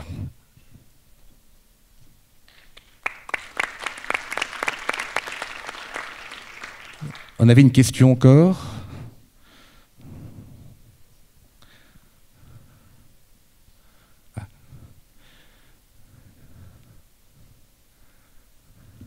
Merci. Donc une question de la part d'un libraire spécialisé bande dessinée, tout simplement, enfin, même si là pour le coup on n'est pas très bien représenté aujourd'hui, c'était donc pour savoir quelle sera la place des représentants, enfin de la question de la librairie spécialisée, également de la librairie générale et des grandes surfaces culturelles dans la réflexion sur la place de la librairie. Est-ce que ça va se concentrer uniquement sur la librairie spécialisée ou est-ce que ça va s'étendre à des choses aux autres librairies qui représentent une quantité quand même importante du chiffre des ventes? Ce qui nous intéresse évidemment, c'est d'avoir un tableau aussi large et aussi précis que possible des lieux où la bande dessinée se vend. Les librairies spécialisées sont pour nous des partenaires directs. Beaucoup de librairies générales assurent une place importante à la librairie. Il y a les autres réseaux et je crois que l'idée est vraiment d'associer ses compétences et ses particularités, et on espère, on regrette là que le SLF n'ait pas pu envoyer de représentants, mais on espère que ce n'est que partie remise et qu'on aura un dialogue vraiment créatif, parce qu'il y a beaucoup de relations directes qui s'établissent, bien sûr, entre éditeurs et libraires, mais aussi entre auteurs et libraires, et on a vraiment besoin d'un dialogue là-dessus. Nos questions sont finalement assez voisines. Et on parlera bien sûr même des bibliothèques, etc. Enfin, vraiment, on vise à l'exhaustif, hein, donc... que tout le monde soit rassuré, on n'oubliera personne, surtout si les personnes se signalent comme vous. Encore des questions? Oui, bonjour. Je voudrais savoir si vous avez envisagé d'étudier le phénomène de l'auto-édition, avec notamment les développements du financement participatif. On s'est posé les questions de l'auto-édition, même des pratiques amateurs. On en a déjà parlé. Il y a beaucoup d'auteurs amateurs. Hein. On parle facilement des musiciens amateurs. On n'en parle jamais de la bande dessinée des amateurs. Et c'est tout ce genre de choses qu'on doit évoquer. Alors l'auto-édition est bien au-dessus de l'amateur, mais vous voyez, on a déjà réfléchi tout ça. Malheureusement, quand on parle des axes thématiques, c'est des grandes enveloppes, mais elles sont très grandes. Donc on va essayer d'y glisser le maximum de choses et de vraiment parler de tout le monde, de voir tout le monde. Parce qu'un auteur amateur d'aujourd'hui, ça peut être la vedette de demain, et de la même manière que la vedette d'aujourd'hui peut être l'amateur de demain. Excusez-moi, je parlais des auto-éditeurs professionnels qui sont actuellement nos camarades qui dédicacent dans la bulle. J'avais bien compris. Je ne sais pas si le SEA est prêt à penser à ces gens-là, par exemple. Peut-être, se sent-il proche de certains. Quoi qu'il en soit, évidemment, vous savez, moi j'ai commencé dans les fanzines, hein, donc c'est un passé qui est le mien et qui est celui de beaucoup d'auteurs, et on n'est pas prêt de l'oublier parce que c'est fondamental. Une carrière d'artiste, c'est un long temps avec des passages par beaucoup de choses, et je pense qu'on verra ce que tout le monde soit là et représenté. Oui, bonjour. Moi, je suis simplement lectrice, mais une fidèle de la BD depuis beaucoup d'années. Et je voulais savoir comment vous allez vous y prendre pour nous intégrer dans ce débat. Voilà. Moi, je suis déjà présente ici. Hein, bon. Voilà, mais merci beaucoup. Il s'avère que... il s'avère que la mobilisation autour de nos problèmes de caisse de retraite ont fait qu'il y a même eu des groupes de lecteurs qui se sont constitués sur Facebook avec des gens qui nous ont contactés en disant qu'ils voulaient écrire des cahiers de doléances, qu'ils allaient organiser ça, faire des forums, etc. Donc on va, je pense, s'en remettre à tous ces bonnes volontés, parce qu'il n'y a pas meilleure chose que ce soit des lecteurs qui s'organisent entre eux pour nous transmettre leurs impressions et leurs envies, et on espère qu'on aura plusieurs groupes de lecteurs étendus qui nous donneront des avis très différents, parce qu'il y a autant de lecteurs qu'il y a d'auteurs et de livres. Eh ben, je pense nous allons pouvoir passer à notre morceau de choix.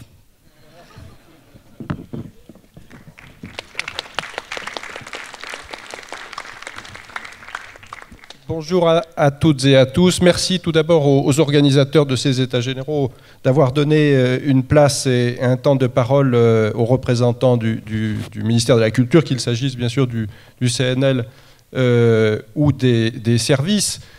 Vous avez vu que l'État s'était effondré tout à l'heure. La dernière fois que l'État s'est effondré à l'occasion d'États généraux, c'était au mois de janvier, mais en 1789.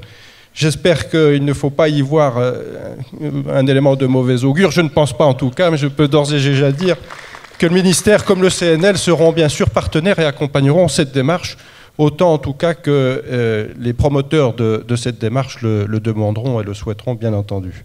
Je ne prononcerai pas de discours de clôture, tout simplement parce qu'il y aura un discours à tonalité politique qui sera exprimé par la ministre de la Culture, Fleur Pellerin, qui n'a pas pu être là aujourd'hui. C'est la raison pour laquelle je suis un peu son représentant, en quelque sorte, devant vous.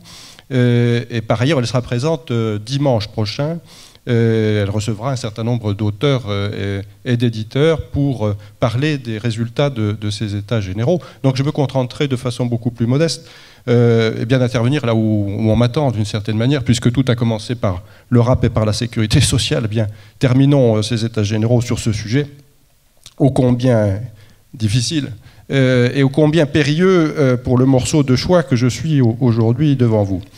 Je me suis exprimé déjà de façon assez directe, je l'espère en tout cas, et assez explicite lors du forum de la SGDL il y a quelques mois, c'était en octobre dernier.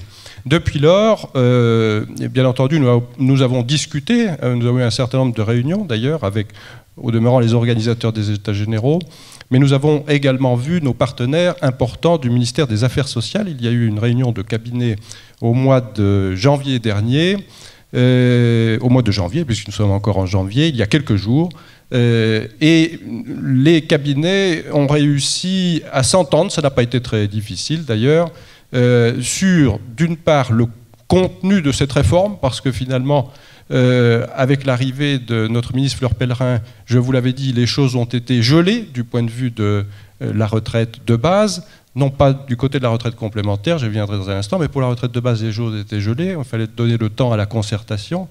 Et comme les choses étaient gelées, bien, il fallait qu'on rediscute entre cabinets pour savoir qu'est-ce qu'on faisait finalement de cette réforme qui avait été lancée par un rapport qui date d'il y a pratiquement 2 ans maintenant, d'une certaine manière. Donc nous avons déterminé les points que nous soumettrons à la concertation et à la discussion, et nous avons déterminé une méthode, et nous avons déterminé un calendrier. Donc c'est ces éléments-là que je vais me permettre de diffuser devant vous, et avec l'autorisation des cabinets concernés. Donc vous pouvez vraiment croire tout à fait ce que je suis en train de vous dire. Je distinguerai bien entendu ce qui concerne le rap, je crois qu'en méthodologie c'est bon, et ce qui retrouve, enfin, qui a trait à la réforme de la retraite de base. Tout d'abord parce que le discours et la volonté de nos cabinets et des autorités politiques est différente sur les deux sujets. Les deux cabinets continuent à dire aujourd'hui que la réforme du rap, en tout cas pour ce qui nous concerne, devra se faire et qu'elle devra rentrer en vigueur au 1er janvier 2016. S'ouvre aujourd'hui une période dans laquelle vous êtes amenés, avec les autorités gestionnaires de la Caisse, à discuter des modalités d'entrée en vigueur et des modalités de cette réforme. Donc M. Buxin a parlé d'une lettre, je ne sais pas si c'est celle que j'ai en tête, mais en tout cas, il est clair que les ministres enverront une seconde lettre à M. Buxin pour dire que la concertation doit absolument s'ouvrir et qu'elle n'a que trop tardé.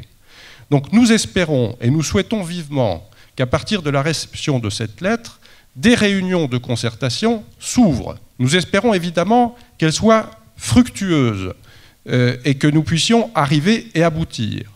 Si ça n'est pas le cas, il est indiqué très clairement par nos cabinets que l'administration essaiera en tout cas, de jouer un rôle de médiation sur ces dossiers. Cela étant, notre position aujourd'hui est que, pour la retraite complémentaire, la parole est d'abord à vous, et que les essais de transformation de cette réforme, puisque vous estimez qu'elle n'est pas bien calée pour l'instant, relèvent de votre propre initiative. Encore une fois, nous serons à votre disposition si nous voyons qu'il y a des blocages trop importants, mais nous espérons que cette concertation qui va s'engager sera fructueuse et que nous pourrons avancer. Pour ce qui relève de la retraite de base, nous avons déterminé encore une fois les points de discussion. Ils sont importants. Ils ne sont pas importants seulement pour les auteurs du livre. Vous avez invité Nathalie Heinisch dans votre conseil scientifique. La réforme en question porte sur l'ensemble des populations et des acteurs de la création. Encore une fois, qu'il s'agisse des créateurs plastiques, qu'il s'agisse des auteurs de l'écrit, qu'il s'agisse des auteurs de bande dessinée, également des professions issues du journalisme ou de l'audiovisuel, toutes ces professions qui sont gérées en matière sociale par la Maison des artistes et les AGESA. Il y a donc des problématiques qui sont spécifiques à ces populations qui ne sont pas auteurs de l'écrit. En particulier, un certain nombre de mes collègues du ministère ont souhaité faire entrer les designers à l'intérieur du régime, et c'est un point de discussion important avec les ministères sociaux. Mais il y a des points qui relèvent ou qui intéressent particulièrement et qui sont décisifs pour les auteurs de l'écrit, pour les illustrateurs, pour les auteurs de bande dessinée. J'en cite quelques-uns, deux principaux. La distinction, la fin de la distinction entre affiliés et assujettis à l'intérieur de ce régime. Deuxième point, l'appel général, M. Buxin en a parlé tout à l'heure, et a signalé nos insuffisances, c'est sans doute vrai, l'appel général, cette fois-ci, des cotisations retraite pour tous les créateurs, qu'il s'agisse des affiliés, mais surtout qu'il s'agisse des assujettis. Voilà une réforme tout à fait importante en matière de protection sociale qui va avoir des conséquences sérieuses et qu'il faut étudier en matière de rémunération, enfin en tout cas de taxation sur les revenus des auteurs. Autre élément important, mais qui est peut-être secondaire, c'est celui de la gouvernance de vos instances de gestion, Maison des artistes et Maison et Association AGESA, qu'il faudra réformer, pour lesquelles des propositions sont faites en termes de réforme, à la fois de gouvernance, mais également d'efficience, de services rendus et de qualité de la gestion de vos droits. Donc ces trois éléments fondamentaux qui sont posés sur la réforme, ainsi que les éléments de calendrier que je vais détailler dans un instant, vont être adressés à l'ensemble des associations représentatives, aussi bien des artistes que des auteurs, par une lettre des deux ministres au tout début février. Vous saurez exactement quelle est la méthode proposée et il vous sera ensuite, vous serez invité à vous prononcer sur la méthode. Nous aurons une première phase de concertation sur cette méthode. Vous nous indiquerez si cette méthode vous va ou pas. Si cette méthode vous va, si nous avons quelques ajustements à faire, elle se passera en deux temps importants et distincts, mais qui sont tout à fait articulés autour de la fin du premier semestre 2015. Le premier temps sera plutôt un temps de l'administration, c'est-à-dire que le ministère de la Culture, les ministères sociaux, aussi bien l'AGESA et la Maison des artistes, travailleront précisément à objectiver quelles sont les mesures d'efficience sur la gestion du régime qui devront impérativement être engagées. Cela relève de l'administration dans un premier temps. Il s'agit effectivement d'études assez technocratiques, mais qui sont absolument indispensables si nous voulons ensuite porter dans un second temps, à partir sans doute du mois de septembre, une concertation sur le fond des éléments de la réforme dont je viens de vous parler. Donc nous aurons, nous, un premier temps, premier semestre, pour objectiver technocratiquement, en quelque sorte, sans voir d'aspect péjoratif dans ce terme, les éléments de gestion et de performance de la gestion. Pendant ce temps, nous espérons également aboutir sur le RAP, et puis n'oubliez pas que nous travaillons pendant ce temps également sur la grande étude sur la rémunération des auteurs de l'écrit, dans laquelle sont également les auteurs de bande dessinée. Et ces résultats de cette étude devront arriver à la fin du premier semestre et devront nous permettre d'évaluer de façon très précise quels seront les impacts de la réforme sur les revenus des auteurs.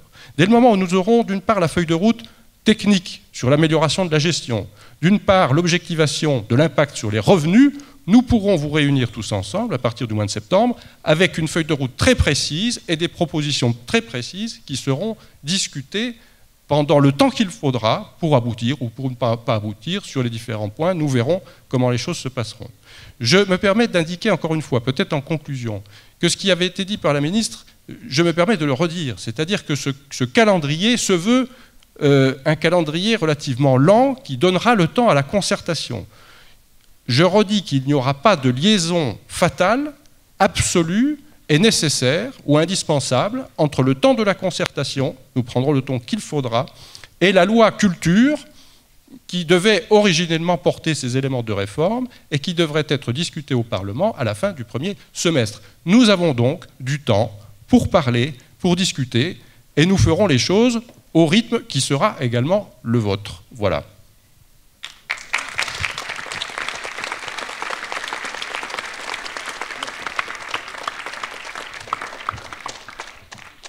Vous avez une maîtrise de l'horloge remarquable. Pour finir, on a quelques informations pratiques, toutes bêtes. Le site web, ça va être quand même le point où on va mettre tout ce qu'on peut en permanence, le plus vite possible, et pendant tout ce temps. Donc allez le voir souvent, abonnez-vous s'il y a des moyens de le faire. Voilà. Une autre information pratique pour les journalistes, on a un point presse maintenant. Au foyer du théâtre, tous nos partenaires vont y aller, pourront vous répondre individuellement si vous avez des questions très précises. On n'a pas tenu à faire une grande conférence de presse, on a été assez nombreux là sur scène. Maintenant, on va passer un peu, si vous voulez avoir des contacts directs, n'hésitez pas. Donc, je tiens à remercier en tout cas vraiment tous nos partenaires d'être venus, d'avoir consacré ce temps, même si les temps de parole étaient courts, d'être venus jusqu'à nous. Ça montre toute l'importance qu'ils accordent à faire du bien à la bande dessinée, parce c'est vraiment notre but. Et puis, on va remercier aussi le festival, parce qu'ils ont mis cette salle, ils ont mis les moyens de vidéo, puisqu'on a tous les auditeurs en streaming qui nous ont suivis grâce à ça. Ils nous ont beaucoup aidés, et franchement, sans eux, on n'aurait jamais pu envisager une belle session comme celle-là, donc merci beaucoup.